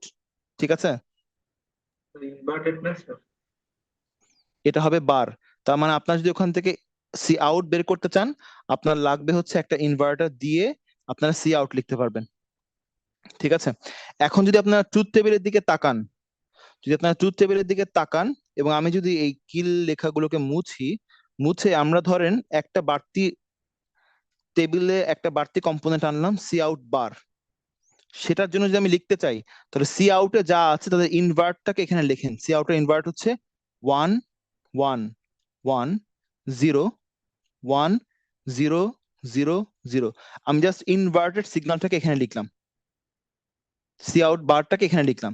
এখন দেখেন যে আমাদের সামটা সি আউট বারকে কিভাবে ফলো করে। দেখেন জাস্ট সামটা সি আউট বারকে কোথায় কোথায় ফলো করে। আপনারা যদি লক্ষ্য করেন তাহলে দেখবেন এই প্রথমটা বাদ দিয়ে আর লাস্টটা বাদ দিয়ে, শুরুরটা আর শেষেরটা বাদ দিয়ে মাঝখানে এই ছয়টার দিকে তাকায় দেখেন, মাঝখানে এই ছয়টার দিকে তাকায় আপনারা কি দেখতে পাচ্ছেন? সামটা সবসময় কি সি আউট বারকে ফলো করছে না? সামটা সবসময় সি আউট বারকে ফলো করছে। তার মানে এই মাঝখানের ছয়টার জন্যই কিন্তু সামটা সি আউট বারকে ফলো করবে। এই মাঝখানের ছয়টার জন্য সামটা সি আউট বারকে ফলো করে। আর একেবারে লাস্টেরটার ক্ষেত্রে কি দেখতে পাচ্ছেন? সি আউট বার যাই থাকুক না কেন সামটা কি হচ্ছে? ওয়ান হচ্ছে। সো সামের জন্য যখন আমরা সাম অফ প্রোডাক্ট লিখি, যখন আমরা সাম অফ প্রোডাক্ট লিখি আমাকে কি করতে হয়? সাম অফ প্রোডাক্ট লেখার সময়, তৈরি করার সময় আমাকে সেখানে সবগুলো ওয়ান কে কনসিডার করে ইকুয়েশনটা লিখতে হয়। তাহলে আপনারা দেখতে পাচ্ছেন যে মাঝখানের এই ছয়টার মধ্যেই সাম ফলো করে সি আউট বারকে, শুধু লাস্টে গিয়ে সামকে নিজেকে তৈরি করতে হয় ওয়ান। সো মাঝখানে 6টার জন্য যদি আপনারা ইনপুটের দিকে তাকান, তাহলে আপনারা দেখবেন এই মাঝখানে 6টার ইনপুটটা কেমন। মাঝখানে 6টার ইনপুট প্যাটার্নটা হচ্ছে এমন যে মাঝখানের এই 6টার জন্যই আমাদের এ বি সি প্রত্যেকে যে কোনো বার অ্যাটলিস্ট একবারের জন্য হলো 1। এই মাঝখানের এই 6টার জন্য এ বি সি এরা যে কোনো একটা অ্যাটলিস্ট 1। এখানে দেখেন C1, এখানে হচ্ছে B1, এখানে বি আর সি একত্রে 1, এখানে A1, এখানেও A1 এবং C1, এখানে এ আর বি দুইটা 1। তার মানে এই 6টার জন্যই কিন্তু এ বি সি তিনটা একত্রে একটা না একটা হলো 1, অর্থাৎ ওই টার্মটা হচ্ছে A plus B plus C, এই টার্মটা কিন্তু 1 মাঝখানে 6টার জন্য। ঠিক আছে, তার মানে এই মাঝখানে 6টার জন্য আমাদের সামটা সি আউট বারকে ফলো করছে। কখন? যখন এ প্লাস বি প্লাস সি সমান সমান 1। তার মানে সাম সমান সমান ইকুয়েশনটা নতুনটা দাঁড়াচ্ছে এরকম যে সি আউট বারকে কখন ফলো করবে? যখন এ প্লাস বি প্লাস সি এই এরা যে কোনো একটা হচ্ছে 1, তখন সে সি আউট বারকে ফলো করবে। কি বলেছিলাম? যে কোনো নোডের সিগন্যাল নির্ভর করে প্রপাগেট করবে আগের ওই ভ্যালুটাকে এই কন্ডিশনের উপর নির্ভর করে। So এটা হচ্ছে প্রপাগেট করা কন্ডিশন। প্লাস জেনারেটটা আনতে হয়, তাহলে জেনারেটটা কে করেছে? জেনারেট হচ্ছে সামকে এখানে জেনারেট করতে হচ্ছে একেবারে লাস্টে। সেটা কখন জেনারেট হয়? যখন এ বি সি সবাই একত্রে 1, তার মানে প্লাস হবে এ বি সি। এই ইকুয়েশনটা কি বুঝলেন? সাম সমান সমান সি আউট বারকে কখন সে ফলো করছে বা প্রপাগেট করে দিচ্ছে? যখন এ বি সি যে কোনো একটা 1। আর একেবারে লাস্টে গিয়ে দেখতে পাচ্ছেন এখানে সামটা নিজেই 1, সি আউট যাই থাকুক না কেন। তাহলে তাকে আপনাকে স্পেসিফিক্যালি তৈরি করতে হবে। আর তৈরি করবেন কিভাবে? যখন আপনারা দেখতে পাচ্ছেন এ বি সি তিনটা একত্রে 1, এই জন্য এ বি সি। তাহলে এখন এই সার্কিটটা, এই ইকুয়েশনটা দিয়ে হচ্ছে আমরা সামকে ডিজাইন করব, যেখানে ইনপুটে সি আউট বারও থাকবে। আপনারা সি আউট বারকে অলরেডি তৈরি করেছেন। তাহলে ওই পোর্শনটা কেমন হবে এই সার্কিটটাকে ডিজাইন করলে? তাহলে এই সার্কিটটাকে যদি ডিজাইন করি, সেটা দাঁড়াবে হচ্ছে সি আউট বারের জন্য এই এনমসটা, আর তার সাথে এ বি সি হচ্ছে অর। সো এ বি আর এই সি এরা হচ্ছে অর। এ এখানে, বি এখানে, আর সি এখানে, এরা হচ্ছে অর। ঠিক আছে, আর তার সাথে হচ্ছে এই এ বি সি সিরিজ হয়ে নিজেরা অর। তার মানে এটা এ, এটা বি, আর এটা সি। আর এই পয়েন্টটাতে কে ছিল? সি আউট বার। সো সি আউট বার থেকে তার এনে এখানে লাগিয়ে দেন। দিলে এই আউটপুটটা কি হবে? সামটা বের হওয়ার কথা। সো এই আউটপুটে সাম তো বের হবে না, এনমস দিয়ে ডিজাইন করলে কি বের হয়? সাম বার বের হয়। তার মানে সামটাকে পাবেন হচ্ছে ইনভার্ট করার পরে। এটা হবে আমাদের সাম। তাহলে এখন এই যে আমি সম্পূর্ণ পুল ডাউন নেটওয়ার্কটা আঁকলাম, উপরে কি আছে? পুল আপ নেটওয়ার্ক আছে, ওটা ঠিক নিচেরটার উল্টা, এটা আপনারা অলরেডি পারেন। তাহলে নিচে যে পুল ডাউন নেটওয়ার্কটা আঁকলাম, এই পুল ডাউন নেটওয়ার্কে নাম্বার অফ এনমস কয়টা আছে বলেন তো?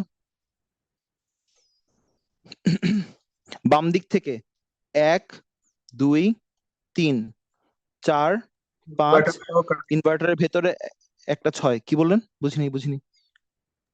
ইনভার্টারটা সহ কাউন্ট করবো না ওটাই? সব সব সব সবাই সহ, সেজন্য তো 6। তারপর এখানে 7 8 9 10 11 12 13, আর এই ইনভার্টারের ভেতরে একটা 14, মোট 14টা। ঠিক একইভাবে পিমসের মধ্যে কয়টা থাকবে? সমান সংখ্যক। সো দুটোকে যোগ করলে মোট হচ্ছে 28। আপনাদেরকে একটা স্লাইড আপ করে দিব, ওখানে দেখবেন ঠিক এই সার্কিটটা ওখানে অলরেডি আঁকা আছে, বাট স্টেপ গুলো কিন্তু দেখানো নাই কিভাবে আসছে, এই জন্য স্টেপটা গুলো দেখাই দিলাম। সো এই সার্কিটটাকে বলা হচ্ছে, এই অ্যাডারটাকে তারা তৈরি করেছে 28টা ট্রানজিস্টর দিয়ে। আপনারা আমাকে একটু করে জানাবেন যে আপনারা যে সার্কিটটা ডিজাইন করতে চান সেটা কতগুলোতে হয়, 28টার কম হয় কিনা। ঠিক আছে, নেক্সট ক্লাসে আমি আপনাদেরকে দেখাবো যে কিভাবে এই 28টা থেকে কমায় 24টা দিয়ে ডিজাইন করা যায়। ঠিক আছে, নেক্সট ক্লাসে আমরা দেখবো যে কিভাবে 28টা থেকে কমায় 24টা দিয়ে ডিজাইন করা যায়। তাহলে এই পর্যন্ত কি সবাই বুঝতে পেরেছেন? বুঝে থাকলে আজকে এই পর্যন্তই, চ্যাট বক্সে আইডি লিখে যাবেন।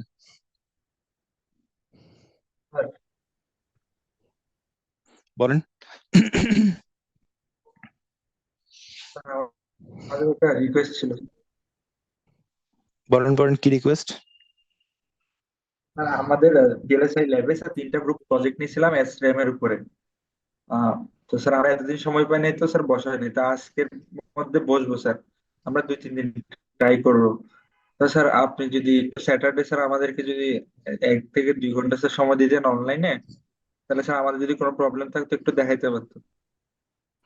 উম আচ্ছা, প্রজেক্টের এইটা নিয়ম হচ্ছে আমি আপনাকে থিওরিটিক্যালি কথা বলতে পারবো, কিন্তু আমি আপনার সার্কিটের ক্ষেত্রে আসলে কোনো, কারণ এইটার প্রজেক্ট দেওয়ার নিয়মটাই হচ্ছে যেটা স্ট্যান্ড অ্যালোন সলভ করার কথা। বুঝতে পেরেছেন? আমি আপনাকে থিওরিটিক্যালি বলতে পারবো, কনসেপচুয়ালি। আপনার যদি এসটিএম বুঝতে সমস্যা হয় বা মেমোরি বুঝতে সমস্যা হয়, আমি বুঝতে পারবো। কিন্তু আপনাদের এসটিএম এর অপারেশনের ক্ষেত্রে কতটুকু সময় ধরে আমাদের ওই রাইট বা রিড করতে হবে, বা কতটুকু সময় ধরে সাইজিংটা মানে কিরকম সাইজিং করতে হবে, এইটা কিন্তু আমি আপনাকে ডিরেক্টলি বলতে পারবো না। বুঝতে পারলেন ব্যাপারটা? স্যার আমি আমার আপনাকে তো সর্বোচ্চ কনসেপচুয়ালি ঠিক বলতে করবো পারবো। স্যার। তাহলে ছোটখাটো স্যার ওই সার্কিট অ্যানালাইসিস যদি সমস্যা হয় ওইটা একটু হালকা একটু। সার্কিটের ক্ষেত্রে হলে ওটা সমস্যা নেই, ওটা বলতে পারবো ইনশাল্লাহ। মানে ওটা ওই পর্যন্ত আছে, কিন্তু আশা হয় না কিন্তু। যতটুকু আপনাদের প্রবলেম সলভিং ওটা আমার করে দেওয়ার ইয়ে নাই, ডিসিশন নাই। বুঝতে পারলেন? না আসলে কি স্যার আমরা তো স্যার 6 আপনারা যেটা নিয়ে কাজ করছেন, ওটা কি স্ট্যাটিক না ডাইনামিক? কারণ স্ট্যাটিক হলে আপনার সাইজিং এর ব্যাপার থাকে, ডাইনামিকের ক্ষেত্রে অবশ্য কেস ডিফারেন্ট। কারণ আপনাকে ডাইনামিকের ক্ষেত্রে আবার ক্যাপাসিটর বড় করে তৈরি করতে হয়। তো আপনারা যেটা নিয়ে কাজ করছেন ওটা কি স্ট্যাটিক নাকি ডাইনামিক?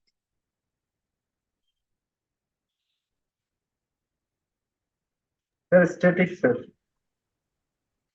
স্ট্যাটিক, আচ্ছা। তাহলে এখন আপনার ওই পেপারের পারপাসটা কি? তারা ট্রানজিস্টরের সংখ্যা বাড়িয়েছে বা কমিয়েছে কি জন্য, সেটা কি পেপারে বলেছে? একটু দেখতে হবে স্যার। পেপার পড়েননি এখনো? স্যার, দেখছি স্যার, অনেক আগে দেখছি তো মনে নেই। আচ্ছা, আপনাকে আগে পড়তে হবে যে সে কি পারপাসে করছে। তার পারপাস কি পাওয়ার সেভ করা, নাকি তার পারপাস হচ্ছে পারফরমেন্স ইমপ্রুভ করা? কারণ তার উপর নির্ভর করবে হচ্ছে যে আপনারা কি কি প্যারামিটার সেট করবেন। ঠিক আছে? তার উপর নির্ভর করে আসবে। স্ট্যাটিক হলে তো আপনার অপারেশন স্ট্রেট ফরওয়ার্ড হওয়ার কথা। স্ট্যাটিকের ক্ষেত্রে আমি বলি, স্ট্যাটিকের ক্ষেত্রে নিয়ম হচ্ছে অপারেশন স্ট্রেট ফরওয়ার্ড হয়, সাইজিংটা ক্রিটিক্যাল হয়। ডায়নামিকের ক্ষেত্রে সাইজিং একটা ক্রিটিক্যাল নাই, কারণ সাইজিং এর ব্যাপার নাই। ওখানে হচ্ছে অ্যানালাইসিসটা কঠিন হয় ডায়নামিকে। কারণ ডায়নামিকের সমস্যা হচ্ছে যে ওটা ওই ক্যাপাসিটরটা কেমন হতে মানে কিভাবে বানাতে হয় বা কিরকম সাইজ হতে হয়, ওটা নিয়ে হচ্ছে কনসার্ন থাকে। আচ্ছা, এমনিতে আমার সমস্যা নেই, আপনার ইয়ের জন্য হলে আমি আপনাকে অবশ্যই সাপোর্ট দিতে পারবো, সেটা সমস্যা না, সেটা করা যাবে ইনশাআল্লাহ। ঠিক আছে? এটা স্যার 6 ট্রানজিস্টর দেখছিলাম। তো স্যার এটা যদি ট্রানজিস্টরের সংখ্যা চেঞ্জ হয় তাহলে স্যার মানে এক একটা সার্কিটের অ্যানালাইসিসটা একরকম, মানে অপারেশনটা। একটু তো অপারেশন ডিফারেন্ট হবে, কারণ তারা কোন দিক দিয়ে বাদ দিয়েছে আর কেন বাদ দিয়েছে আর দিয়ে কোথায় এনেছে তার উপর নির্ভর করতেছে। ওইটা একটু দেখাই দিলে আর কি ভালো হতো। আহ আচ্ছা। উম না হয় স্যার আমাদের মানে প্রজেক্ট চেঞ্জ করে ফেলতে হবে স্যার। কিন্তু কিন্তু কিন্তু ইয়ের ইঞ্জিনিয়ারিং প্রবলেমের, ওবি এর ইঞ্জিনিয়ারিং প্রবলেমের ডেফিনেশনটা এরকম না যে আপনার সলভ করার কথা। স্যার এখন একটু টাইম কম তো স্যার, সমস্যায় পড়ে গেছি। কারণ এখন যদি সব গ্রুপ বলে তাহলে। আচ্ছা, ল্যাব। আপনারা হচ্ছে কোন সেকশন? আপনারা সিডি, আপনার ল্যাবে কোন সেকশন? স্যার আমরা D2 এর একটা গ্রুপ নিয়েছি আর D1 এর মোস্ট প্রবাবলি 2টা গ্রুপ নিয়েছি, আমি D2 স্যার। আচ্ছা। আপনাদের ল্যাব কি আমার সাথে ল্যাব না তো? এটা তো রাইট। থিওরিটিক্যাল, এক্সটেন্ড তো থিওরির মধ্যে ছিল স্যার, ওই জন্যই বলা স্যার। আমরা স্যার থিওরি মানে ওই সমস্যাগুলো, সফটওয়্যারটা স্যার আমরা দেখে নিবো স্যার, আমার সমস্যা নেই। আচ্ছা, বা বাই দ্য ওয়ে, আপনারা 3 গ্রুপ কি একই পেপার নিয়েছেন? না স্যার মানে ট্রানজিস্টর আলাদা আছে, একই পেপার না, আলাদা আলাদা ডিজাইন। আলাদা ডিজাইন? আচ্ছা, ঠিক আছে, আমাকে জানায়েন, সমস্যা ইনশাআল্লাহ। আচ্ছা thank you. ঠিক আছে, ঠিক আছে। স্যার জি জি, বলেন। স্যার সোমবার রাত্রেবেলার অনলাইন ক্লাসটা আমি প্রেজেন্ট ছিলাম, কিন্তু একদম লাস্টে যখন আইডি লেখার কথা তখন আমার নেটটা চলে গেছে, আমি আর প্রেজেন্ট দিতে পারিনি। সোমবার, দাঁড়ান দাঁড়ান দাঁড়ান, সোমবার সোমবার সোমবার। লাস্ট অনলাইন ক্লাসটা। আচ্ছা,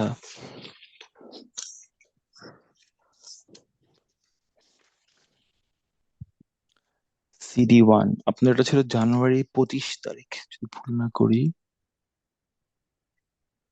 আইডি কত? 152। 152। 152? জি স্যার। সোমবার মানে কি জানুয়ারি 25? 25 কিনা স্যার, একটু দেখে বলি। না স্যার 25 না স্যার, 29 তারিখ স্যার। এই এই লাস্ট সোমবার? হ্যাঁ 29 তারিখে। আমি তো নিজেই কনফিউজ। আচ্ছা 29 তারিখ ক্লাস নিয়েছে নাকি আপনাদের? অ্যাটেন্ডেন্স নেয়নি? দাঁড়ান দাঁড়ান দাঁড়ান দাঁড়ান, রোববার একটা আছে যে সোমবার নিয়েছিস কিন্তু। আচ্ছা আচ্ছা আচ্ছা, ঠিক আছে ঠিক আছে ঠিক আছে। কত বলছেন আইডি? 152? জি স্যার। আচ্ছা 152, ঠিক আছে ঠিক আছে ঠিক আছে। আচ্ছা স্যার, থ্যাংক ইউ স্যার। জি ঠিক আছে। আমাদের বিটুর কুইজটা স্যার কিভাবে হবে স্যার? কুইজের CD1 BD2 জি স্যার, কুইজটা কি মঙ্গলবারে হওয়ার কথা? BD2 মঙ্গলবার না হওয়ার কথা, সে মঙ্গলবার দিন। আর স্যার সিলেবাস কি এবারে সিকোয়েন্সিয়াল আর আর সিলেবাস সিকোয়েন্সিয়াল আর মেমোরি, ঠিক আছে। সো BD2 তো আপনার মঙ্গলবার দিন, কারণ এটা নিয়ে কারো কোনো ডিসএগ্রিমেন্ট ছিল না, ওখানে কোনো সমস্যা ছিল না। আর CD1 আমাকে জানাবেন কিন্তু। বুধবার দিন সকালে তো ঠিক করলাম আমরা, ঠিক আছে, তো বুধবার দিন সকালে। ঠিক আছে ঠিক আছে, স্যার আইডি লিখে যান। ওয়ালাইকুম আসসালাম কাজ। স্যার আমারও স্যার সেম প্রবলেমটা হয়েছিল স্যার, ওই 29 তারিখের ক্লাসটায় স্যার। জানুয়ারি 29, আইডি কত? স্যার 189। জানুয়ারি 29 189। জি স্যার। ঠিক আছে ঠিক আছে। Thank you so much sir. জি জি।